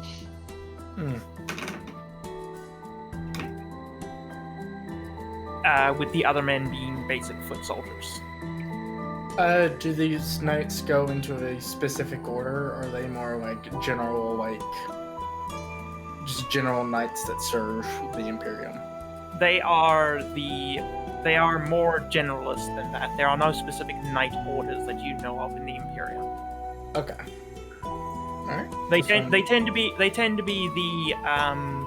the children of nobles. Sounds about right. All right. But there are no specific orders of knights. Everything falls under the crown directly. Nodders.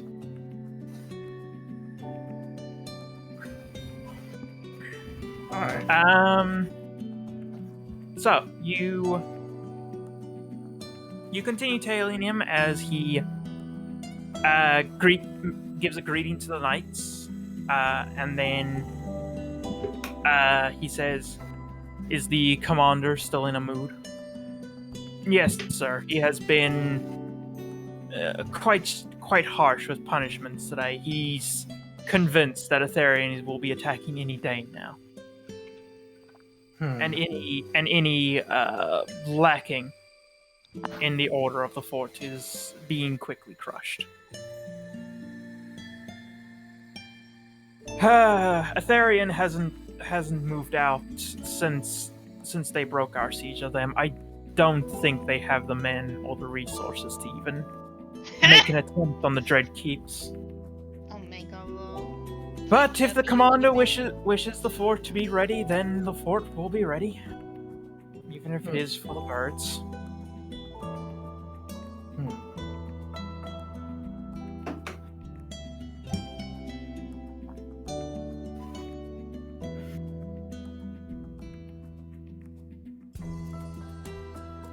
And after having that discussion, he begins to climb the tower.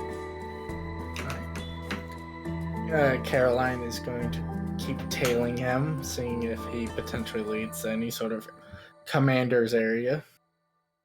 He climbs the tower and comes to a floor that has just a single door that leads into a decently sized office. It is ornately decorated, and sitting in the chair at a beautiful wooden desk is a man in. Give me a perception. Oh boy. Alright, can't wait to fail this. Yeah! You see a man in what appears to be full plate armor. Hmm. He is sitting at his desk, writing what looks to be reports on the fort. As the officer walks in and stands at attention and says, "Commander, do you have any further orders for me? What is the condition of your patrols?" All are performing at efficiency, sir. All the fort is under constant watch, as per your orders. Good. I don't want any surprises. You understand me? Yes, sir. No surprises will be had. Good, because I am certain, with the sudden quietness of our patrols, that there is an attack any moment now coming from the Kingdom of Elerian. And I want this fort to be ready, because I intend for them to break like water on the rock. Yes, sir. The fort will be ready for anything and everything that the Kingdom of Elerian could throw at us. Excellent. Now, go ahead, continue with your patrols, and don't disturb me unless something important happens. Oh, and inform your men that if any more corpses wind up on the outside of the walls, they will be cleaning up the blood themselves.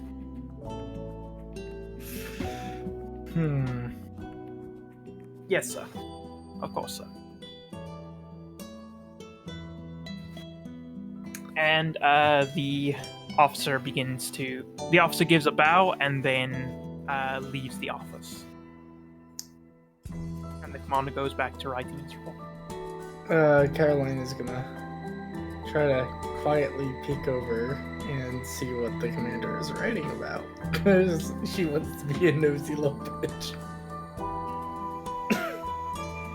Alright.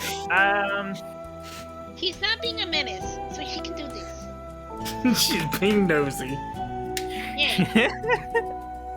Alright, so you get up real close to him and peer over his shoulder. And you get a good look at these reports. They seem to be a lot of drills.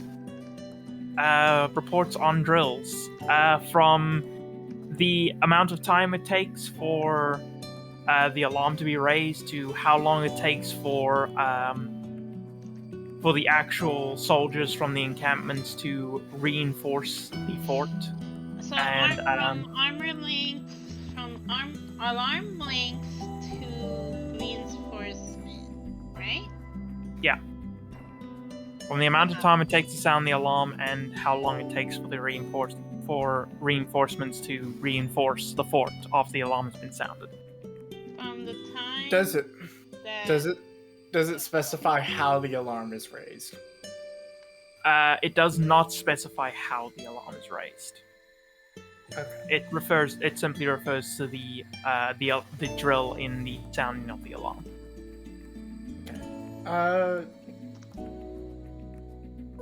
So that would probably be something we would have to explore for.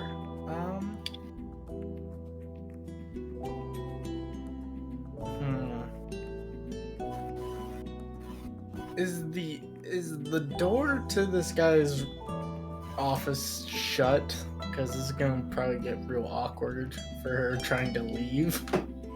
The commander does, or the officer does shut the door as he leaves the commander's office. Ooh, this is gonna get real awkward. Oh no. Is there anything else notable in this man's room? Other than him? Because he's pretty fucking notable right now. There is a painting of someone familiar, a certain field marshal. Quite large painting in the center of the room, hanging just behind the desk. Oh my god, he's a fucking narcissist. There appears to be a painting of the field marshal and heir to the imperial throne, hanging on the wall.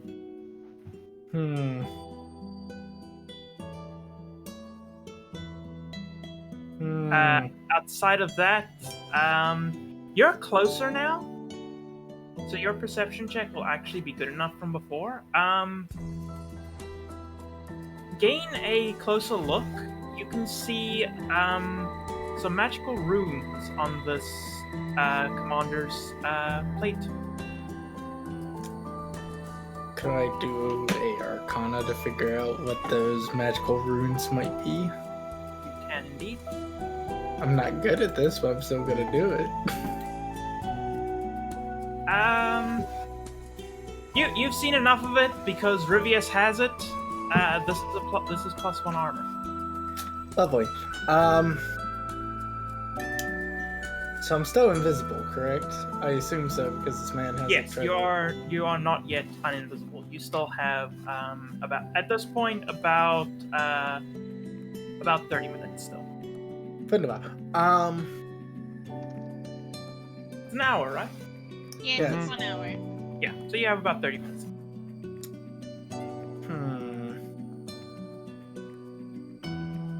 How am I gonna leave this room without upsetting this man? Don't forget, sleight of hand is a skill. I know.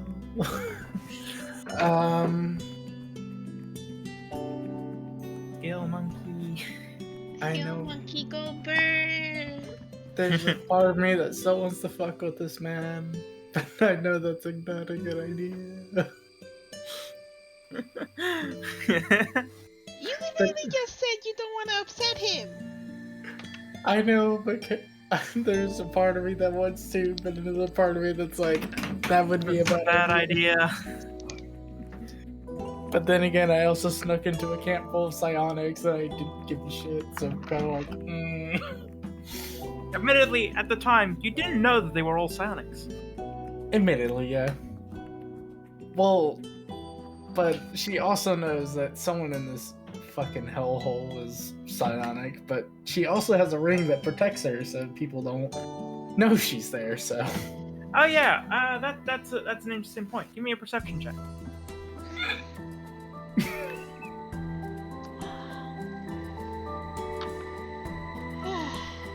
Yeah, this man's psionic. Wait. And I was told, wasn't the head of the Dread Keep psionic from what the king The said? the king told you that the man in charge of the fort is likely to be a psionic, and this seems to be the man in charge of the fort. Lovely. Man, you're lucky. You're fucking lucky you have that ring now, dude. Yeah, because that would be awkward. Because there was no way that you can be like literally in his face right now. Probably. There's a small part of me that still wants to fuck with him. Bad idea, Ken. I know it's a bad idea, but it would also be within character. But I also know that would. Maybe later. Caroline is going Maybe later. Yeah, Caroline is going to attempt to slip out of the room and I think her current goal is to. She's going to see if she can find herself a little nook or somewhere that she could potentially be like, hey, this is comfortable enough to be a place where she can potentially, the party could potentially use as a staging point to fuck with them. Are you gonna slide a hand your way out? I don't know, DMM, am I gonna slide my hand my way out? Yes. You can use sleight of hand, and I will give you advantage. Oh fuck. Let's go. Alright. With a 20, you carefully open the door and slip out, and he seems to be none the wiser. Good. He can go fuck himself.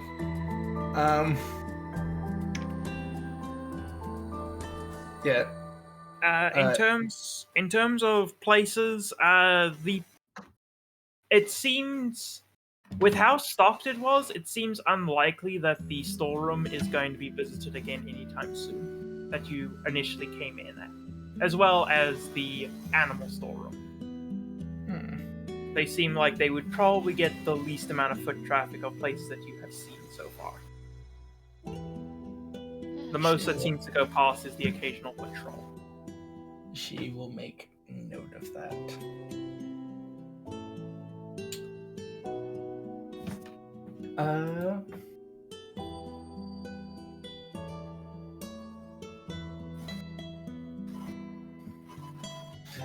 Going to hold on, checking my inventory for something.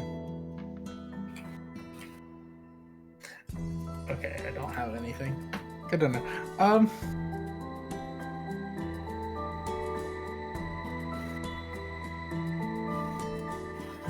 Amps, how wide are these hallways? These hallways are, they vary in length, but the majority of them tend to be about 13 to 15 feet wide. Fuck.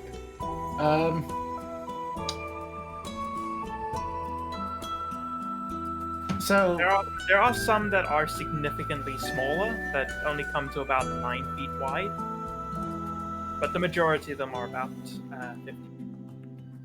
Okay.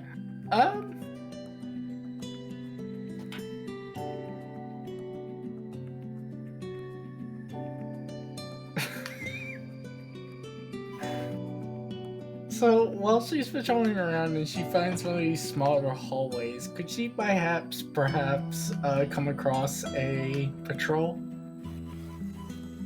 Yeah, wouldn't take you too long to find a patrol that's patrolling one of the hallways.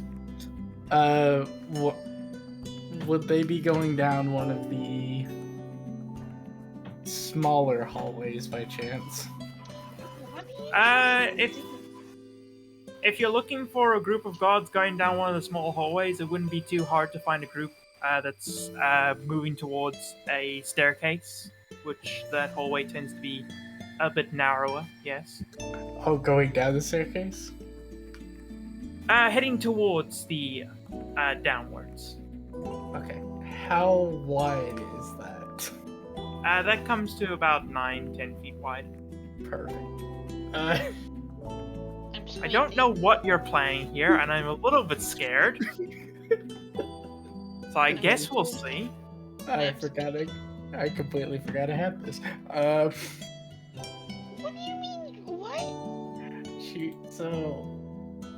She's going to, because she can't cause any overt trouble, but she's going to fuck with someone. She's going to be like at the stairway, and as the set of guards are approaching, she's going to she's going to pull out what appears to be a small little object, holding her hands. You know exactly where I'm going with this. Are you going to beat and force them? Oh no, not be to force them. DM, I would like to wait for the guards to pass Caroline, and before they go down the stairs, before they take a step, She's gonna get the rod. She's gonna get the rod of collapsing. Speak the command word and trip them with it. When did you get a rod of collapsing, buddy? I've had one for a while now.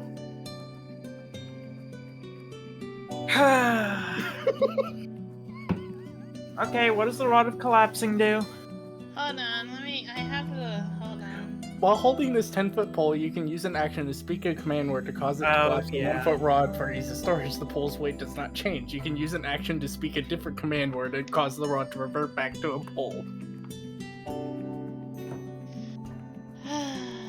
However, the rod will elongate only as far as the surrounding space requires, so it's 10 foot. So I was looking for something that's exactly 10 foot. God, I hate you. God, I hate you. I hate you. I hate you. And since she's technically holding on to it while it's invisible, the guards don't see it, so they just seem like they trip on nothing. Okay, let's. All right, it's.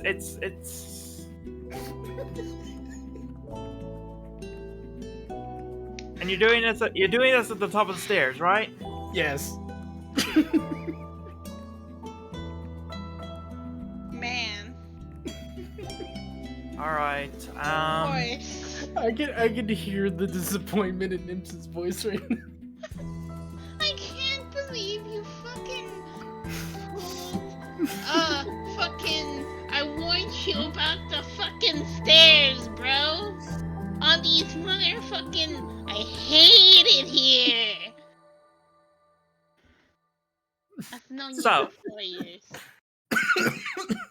And this is the first time you've pulled this shit in a while. Leading the patrol slightly ahead of everybody else is their patrol officer, is their patrol commander. Fucking good. A knight. He doesn't see the pole, and with his full plate, he doesn't have the best ability to catch himself. He trips and he falls down the stairs. Just tumbling down, trying his best to try and stop himself, and just grunting and groaning in pain as he just smashes against the wall, and the force causes him to turn the corner and continue to falling down the spiral stairs.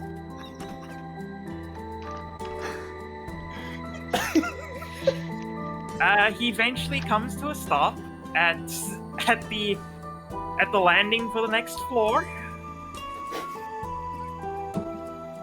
And all of the foot soldiers that were following him just stand at the top of the stairs, just completely aghast at what just happened, watching their commander just tumble down the stairs. Caroline is going to leave because she's on the verge of busting a fucking gut laughing her ass off. As you're leaving, you hear coming up from the staircase, just, "You idiots, get down here and help me." Caroline is going to get to, like, I guarantee you she's going to, like, get to, like, she's going to make it back outside, and as she's climbing down, she's laughing her fucking ass off. Man. As she's, like, descending back and heading to the party. Before doing so, manages to trip a command. Alright, you make your way down the wall. She got some mileage out of this pole collapsing, so it's not as useful. Give me give me another acrobatics check real quick.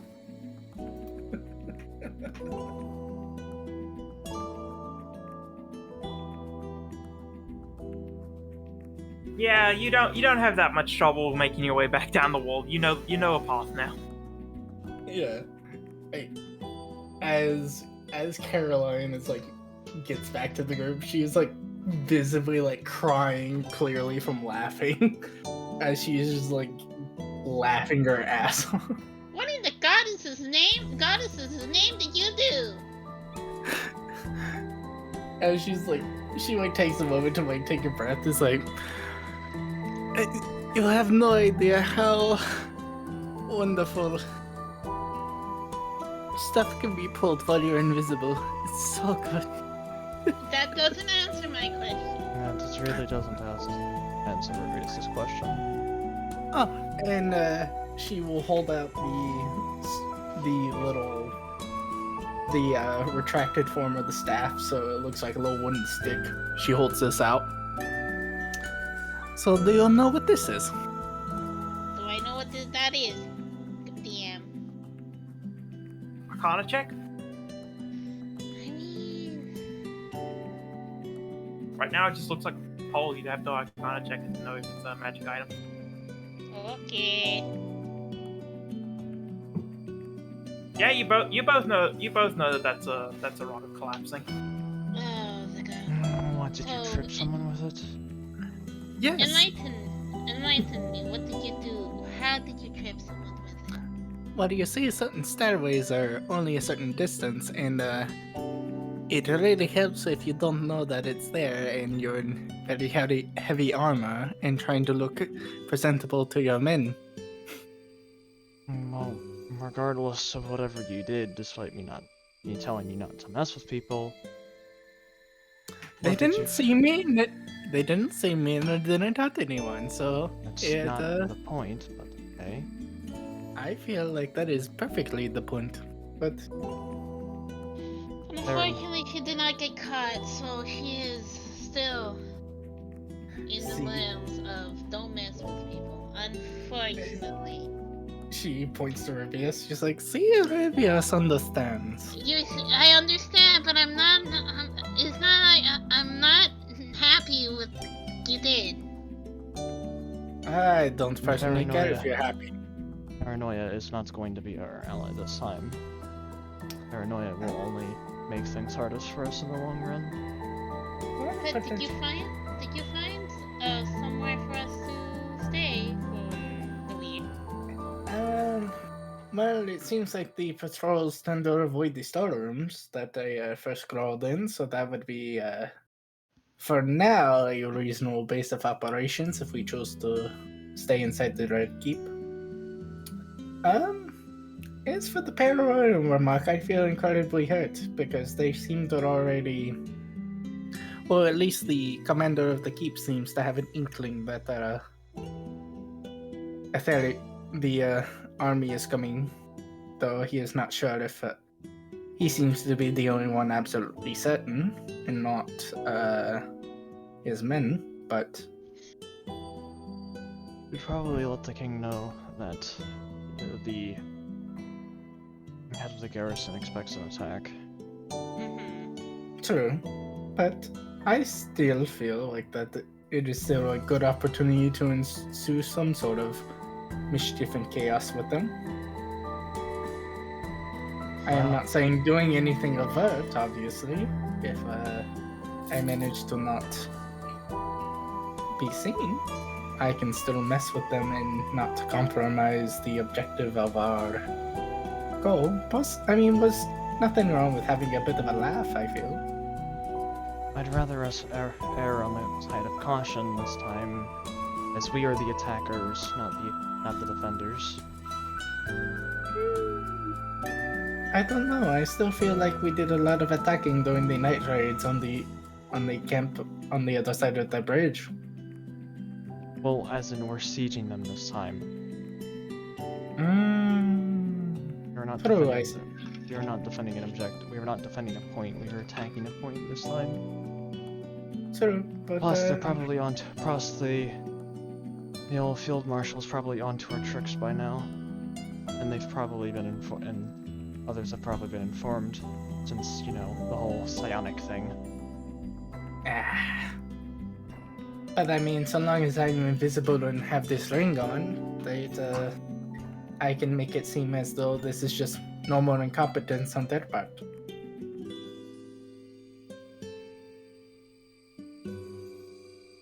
Because I mean, that was the thing that got me in trouble last time, is due to the fact of the way psionics work, that they can feel me out and I can feel them, so long as I have this ring on. As she kind of presents the ring, even though she knows Ami is wearing a similar one. They cannot feel me out, and it seems to not really hamper any of my psychic abilities, so I am effectively a ghost to them.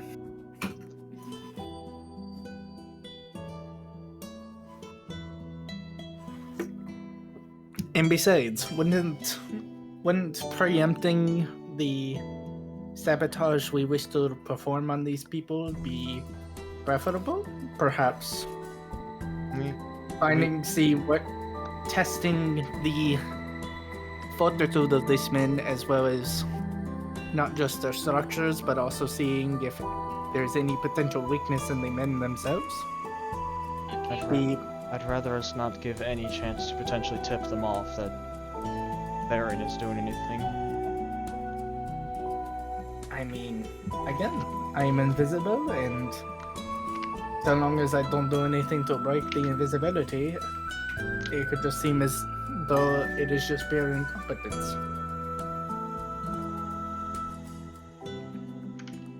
And from what I've seen, the generals, the leaders of these Drake Keep don't seem very confident in their men. I mean, one of them just threw another man out the window for just stepping out of line. We saw that. Yeah, I was told that. See? And that's what I am saying. Perhaps that could be a sign we could potentially take full advantage of that. Weaken the garrison through their own incompetence. If we can make enough men believe, if we can make enough of their generals believe their men are incompetent, perhaps they might do most of the work for us and write it off as their form of punishment and not potential sabotage. But what about the small chance that they figure it out? That something's up. What that? Then we will deal with that when we get to it.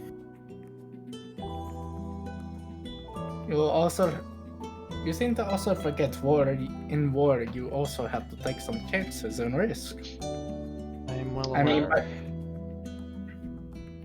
I'm aware. But I see, did, in fact, call down God with... exactly. And seeing as we are the smaller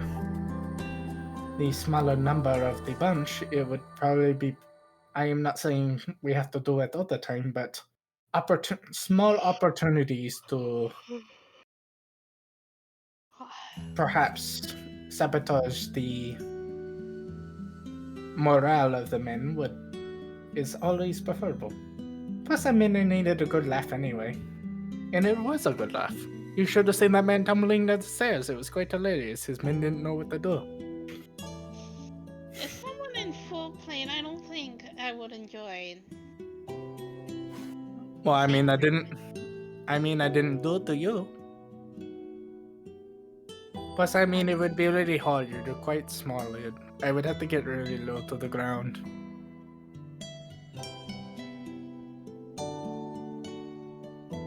No Our people offense. are hard to knock over. Fair enough. Say- And besides, I have no reason to do it to you. I have other people around me to do this too.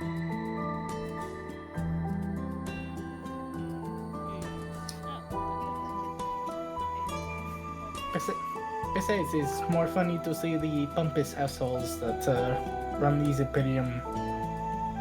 Imperium's army take a tumble for once. Trust me, if you were there, I'm sure you would have found it fucking hilarious. Okay, so I know how you are going to get up there, and Ami can get up there just fine. Again, the problem is, how do we get into the storeroom? Specifically. I can upcast invisibility. Again, if it could be the same situation as They work because It could be the same situation as Ami when I took her to help me deal with the camp. Then one night, you would have to strap down to your knickers, and so would I. We can do that since you said the storerooms aren't heavily patrolled. Mm-hmm. As far as I could tell, they seem to be at least a good staging point until I can find somewhere different. Yeah, we can get up there. Well, we still have the majority of a week to scout this place out, so Totally. won't have to make any moves immediately. Yeah. And again, if we decide that to be our staging point, it would probably be best to absolutely make sure that no one goes in there, because it would be terrible if we were all deciding to sleep. Well, she says that as she looks to Ribius. Well, if most of us were asleep and someone decided, oh, I needed this food because I want to impress someone, and then they walk in and they see a small person in half plate as well as a kitsune and me just lying in there. That would be very awkward for everyone. Well, have you know I'm in full plate? I apologize to upset you in such a small, insignificant difference. And You are- says the woman who for 3 months has been upset that a person hit her.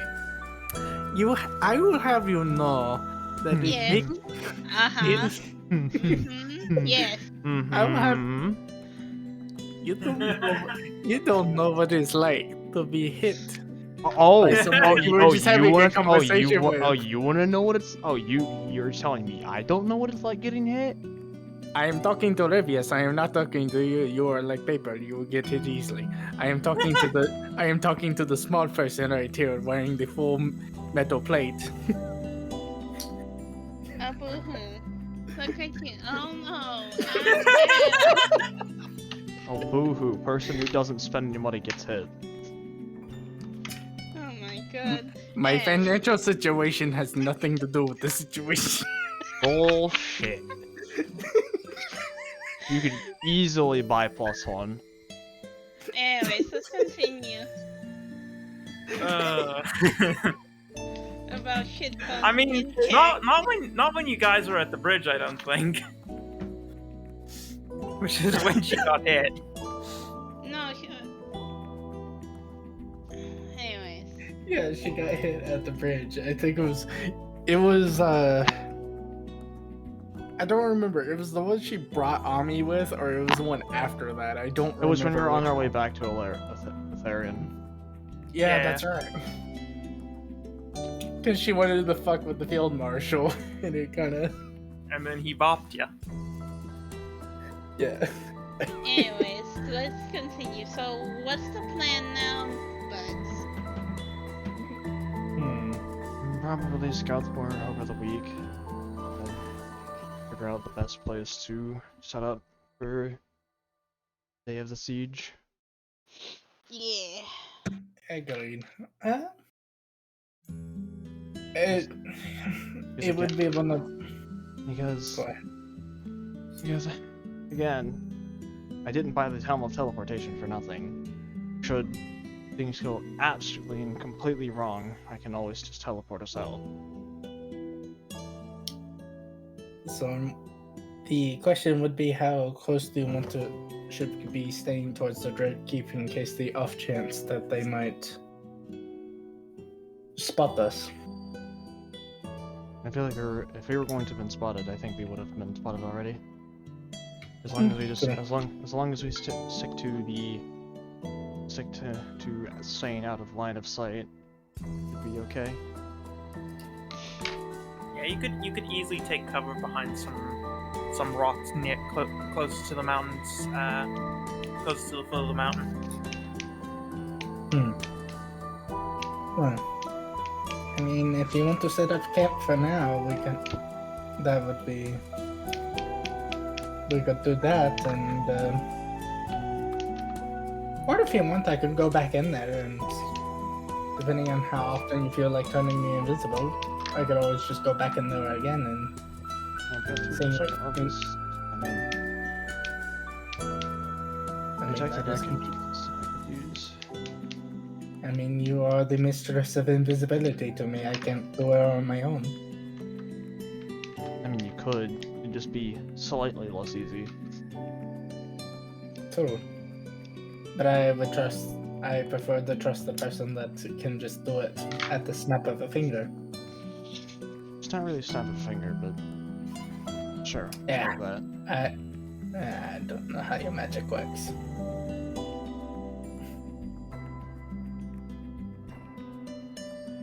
But anyway. Yes. At the very least, I And- think you should let the king know that's the head of the garrison is expecting an attack. Okay. Does that mean I get to go back in there and mess with people again? I'd rather you stay to scouting, Okay, I will stay to Bro- scouting. probing out like how many the garrison are, etc., etc. Yeah, unfortunately, from that scouting run, all I got is the head commander is expecting it, and these people really like to fight each other. They like to fight each other? Yeah, they said one of these starter rooms they seem to have converted into a fighting pit. There was a, they were just wrestling each other. Probably keeping themselves entertained, seeing as no one expects their drink keeps to be attacked. No. I mean, It was a bunch of men surrounding two dudes in their knickers. It's about what you would expect.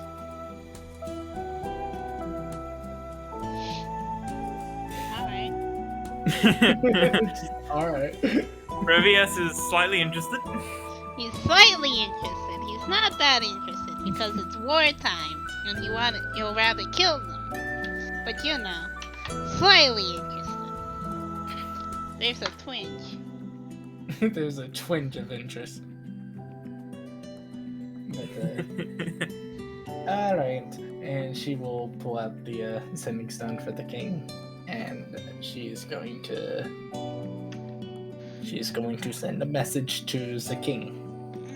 After Caroline debriefs the rest of the party, It's gonna say and got first scouting done.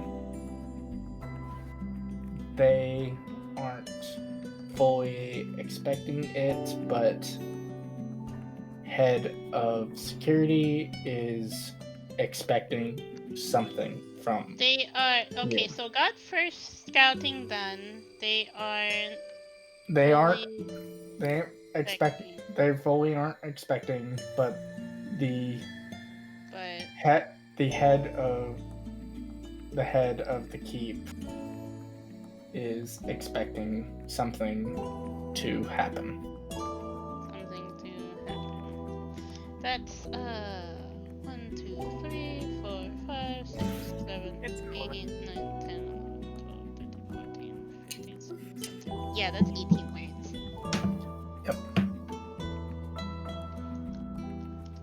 I think to wrap it up, also she's gonna go. Also tripped a commander. Yep. Fucking hilarious.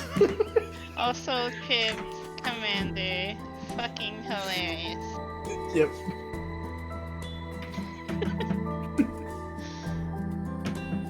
That's 23 words.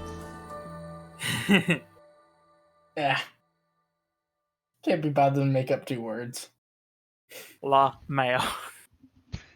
She's not gonna lamau. As funny as it would be, no, she's not going to. Alright, you will quickly receive the message back. You did what?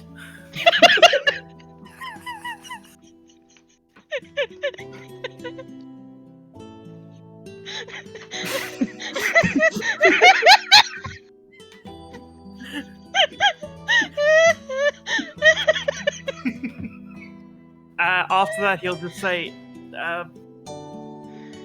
anyway, report acknowledged. Continue scouting as you see fit. Report acknowledged. Continue. Hold on. Continue scouting as you saw. Also, side note, Caroline is not going to clarify that she just tripped a sergeant. It's just more. I mean, funny you to say- can't, because you can only do it once per day.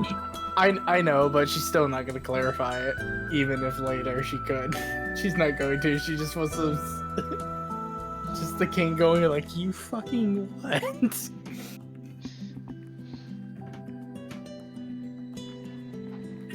Just, you did what? You did what?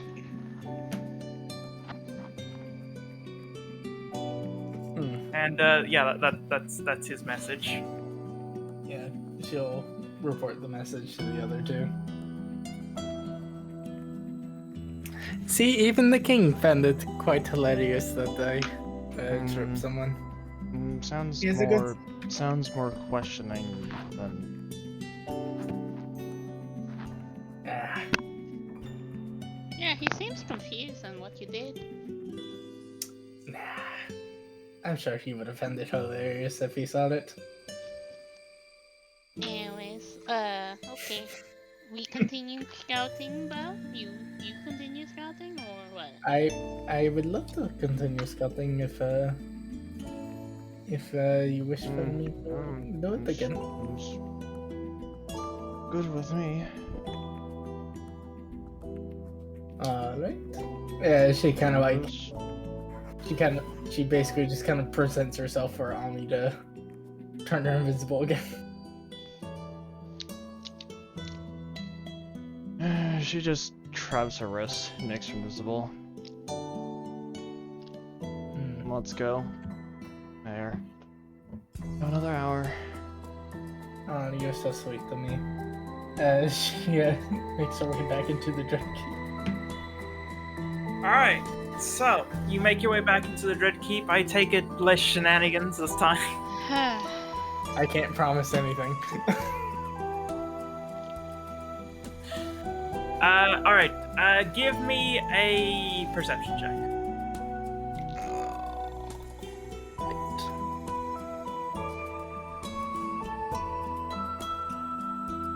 Yank. Your perception checks have not been doing well today. No, they have not. No, we do not perceive. That is Alright. the council has elected to give that a singular yike. Anyway. So you head back into the fort, taking your previously found pathway up.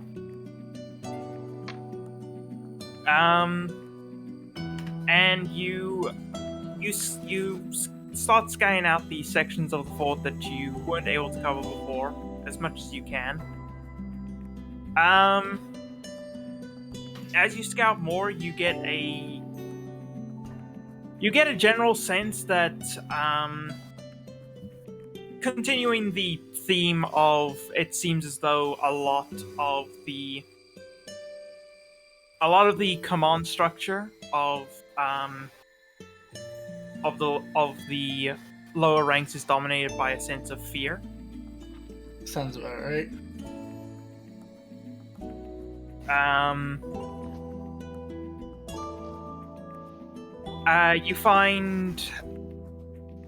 You find a few instances of foot soldiers who seem to be off duty right now that are just having a conversation over some alcohol, talking about how their commanders have been treating them today and how they don't see the point of patrolling the fort so thoroughly.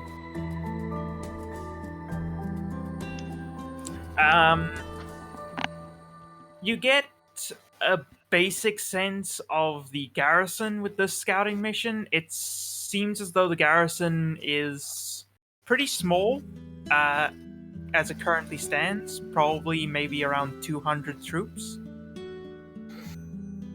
Okay.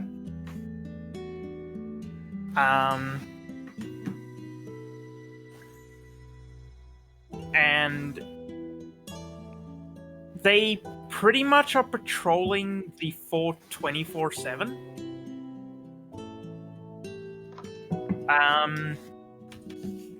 You see three of the towers during a shift change as the archers at the top of the tower come down and new archers go up.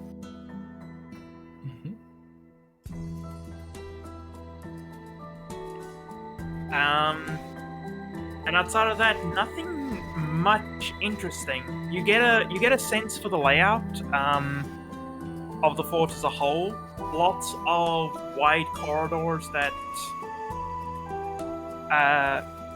are ideal for moving large amounts of troops through in quick succession.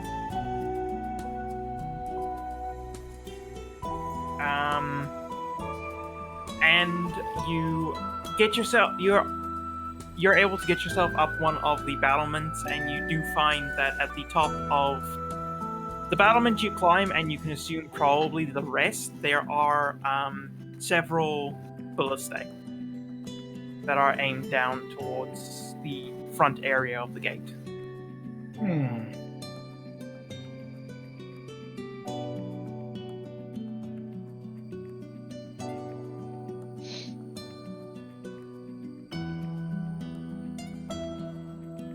And that's the majority of what you'd be able to get from the scouting mission. Out of character, how obvious would it be if, Caroline,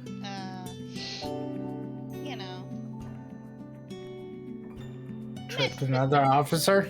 No, messed with the ballistae.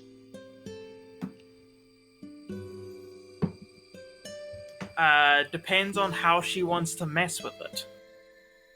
I don't know.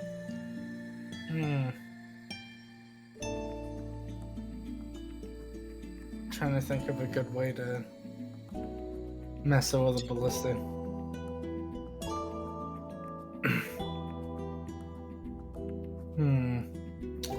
I think she'll report it for now because she already got in trouble for having a little fun.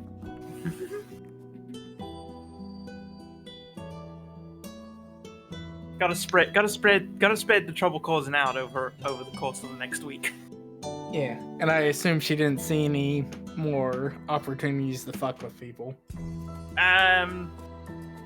If you go looking for them, you can probably find them, but if you're just doing general scouting, you won't notice any.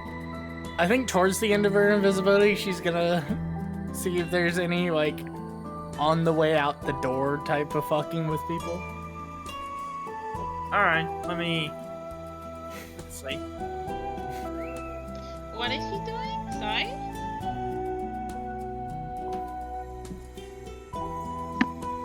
You see, she's looking. She can cause more trouble somewhere.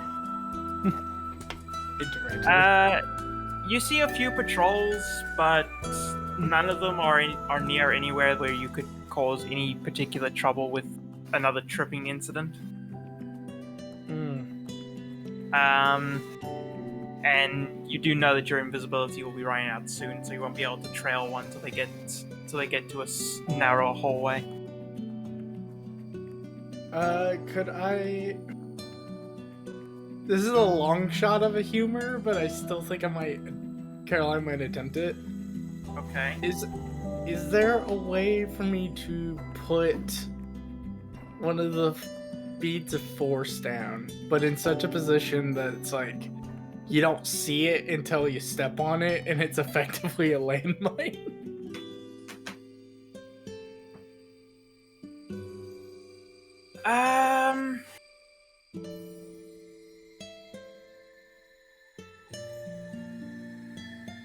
Give me a sleight of hand.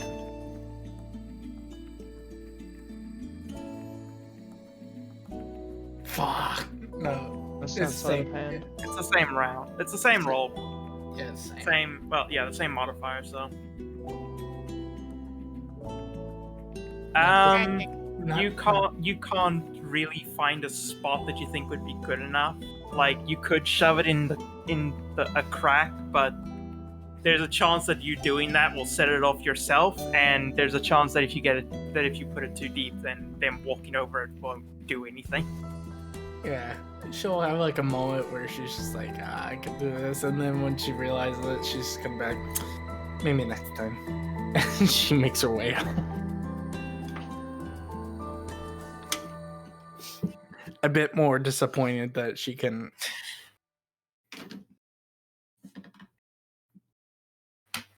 All right. So you make your way down. It's as you're nearly finished climbing the tower, your invisibility will end. And the sun will be starting to set at this point, because you guys arrived in the afternoon.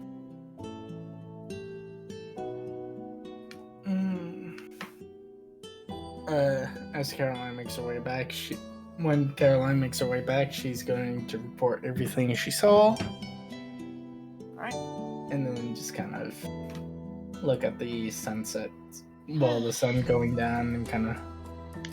So, do you think we should see how they do at night, or?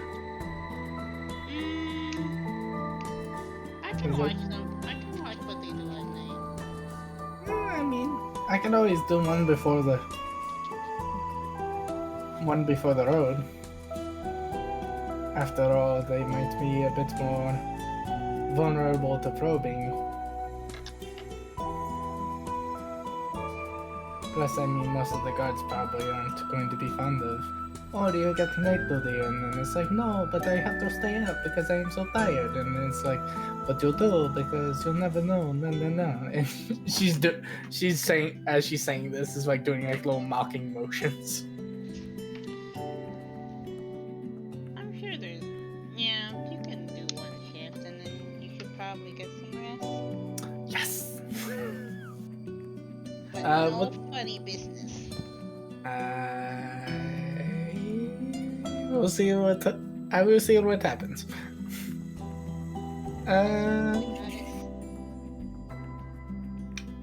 Do you think the visibility would be worth it? Or do you think? I don't think. I don't know. Are there? What have you seen any races? Have you seen anyone that can see you in the dark? I've seen mostly humans. I don't think. I mean, I I would could. like to point out that the fort is quite well lit. I mean, worst comes to worst, I could always poke out their eyes.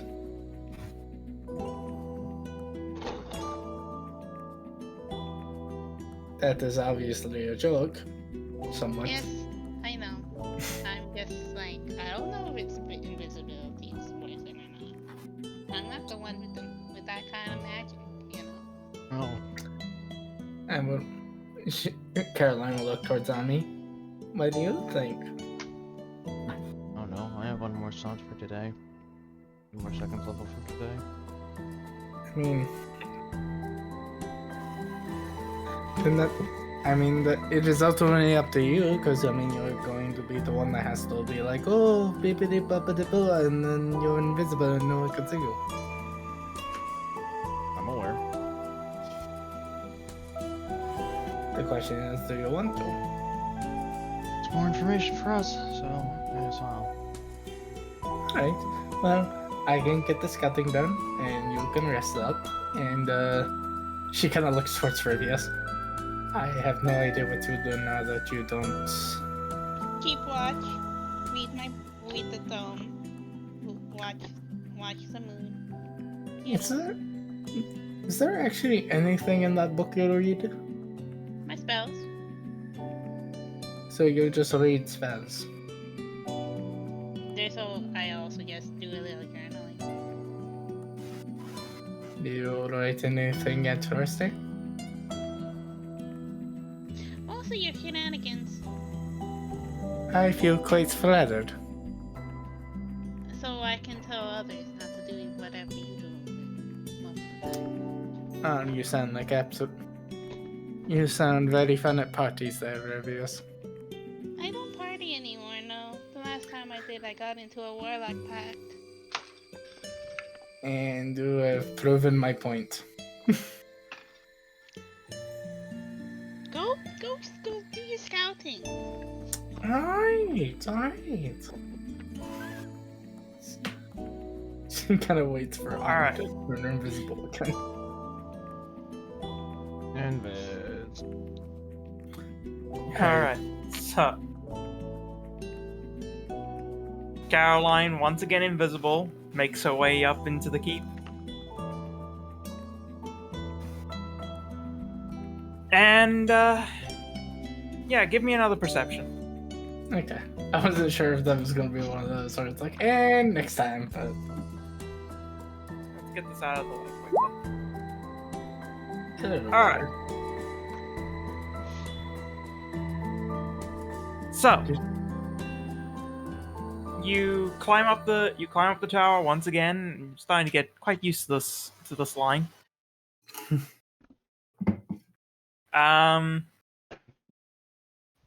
You hop into your small storeroom and you make your way out again to investigate more of the fort.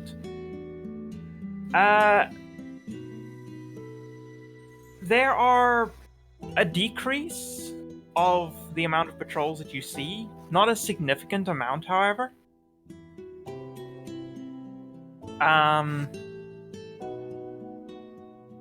And that you would normally expect the night patrols to be less attentive. However, it seems that these soldiers are maybe the more well-disciplined, as they seem to be basically just utter professionals their entire time that you see them. What? Sorry, what are you talking about? Caroline sees that the night patrols actually seem to be more disciplined and more organized than the daytime patrols. Night patrols are more organized and more disciplined than the day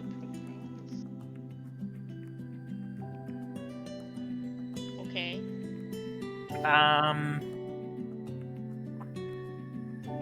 During your scouting, you don't really see any opportunities to properly mess with anyone.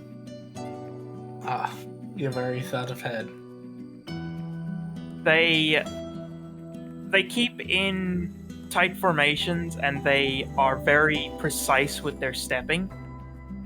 So getting the opportunity to trip one isn't unlikely to happen.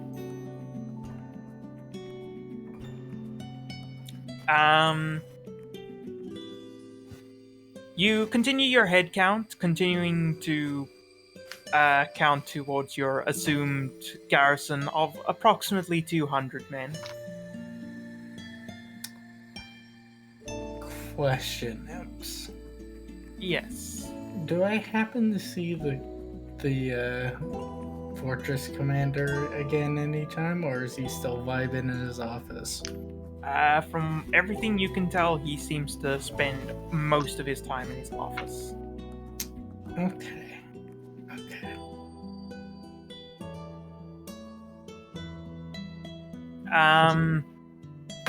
Go ahead.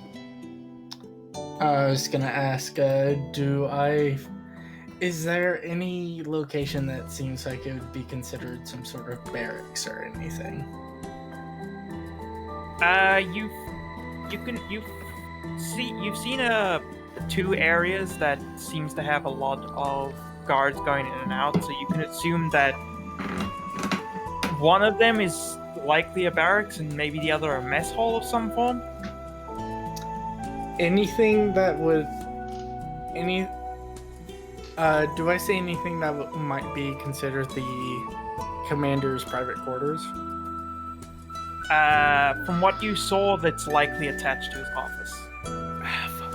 Okay. Alright. Good to know. All right.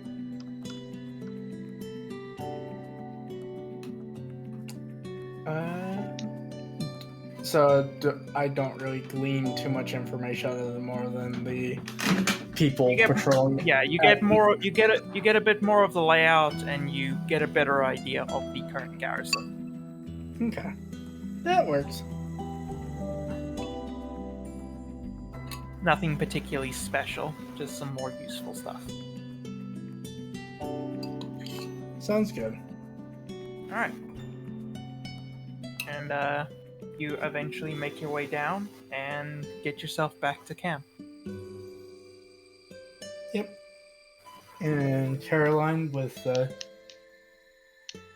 Caroline will just kind of report what she finds and goes, "All right, well, I'm going to bed. Fuck it." Alright. Seemingly very disappointed. She didn't get to cause trouble. Yep, pretty much.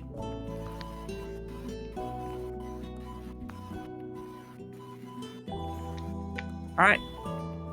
Is there anything anyone else would like to do before we wrap up tonight's session? No. No.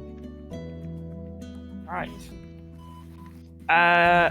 Next session we will do a couple of rolls to just determine the level of scouting that gets done. Okay. And then we will be doing a time skip to the actual siege. Okay. Okay. Well, probably the day before the siege, so you guys can have some prep for what you're actually going to do. And I can commence my fuckery. Are we gonna do a cleric in the bottle to get me in there or not? Yeah. Might be a little monka though.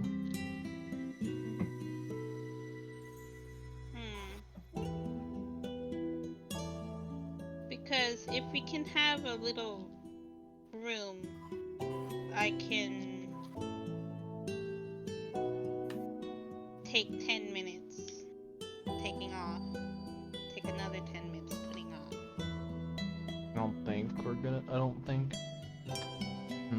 We'll have to deal with that when we get to that point.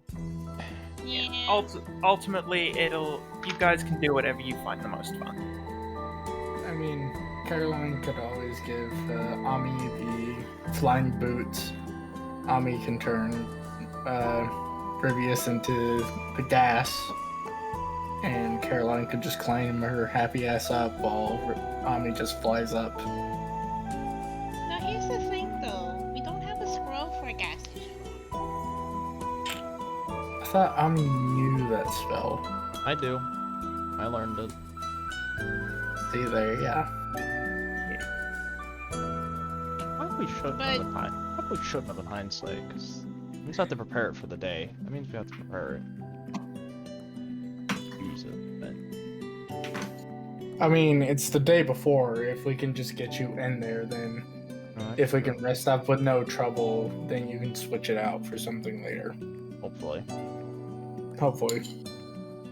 Hopefully.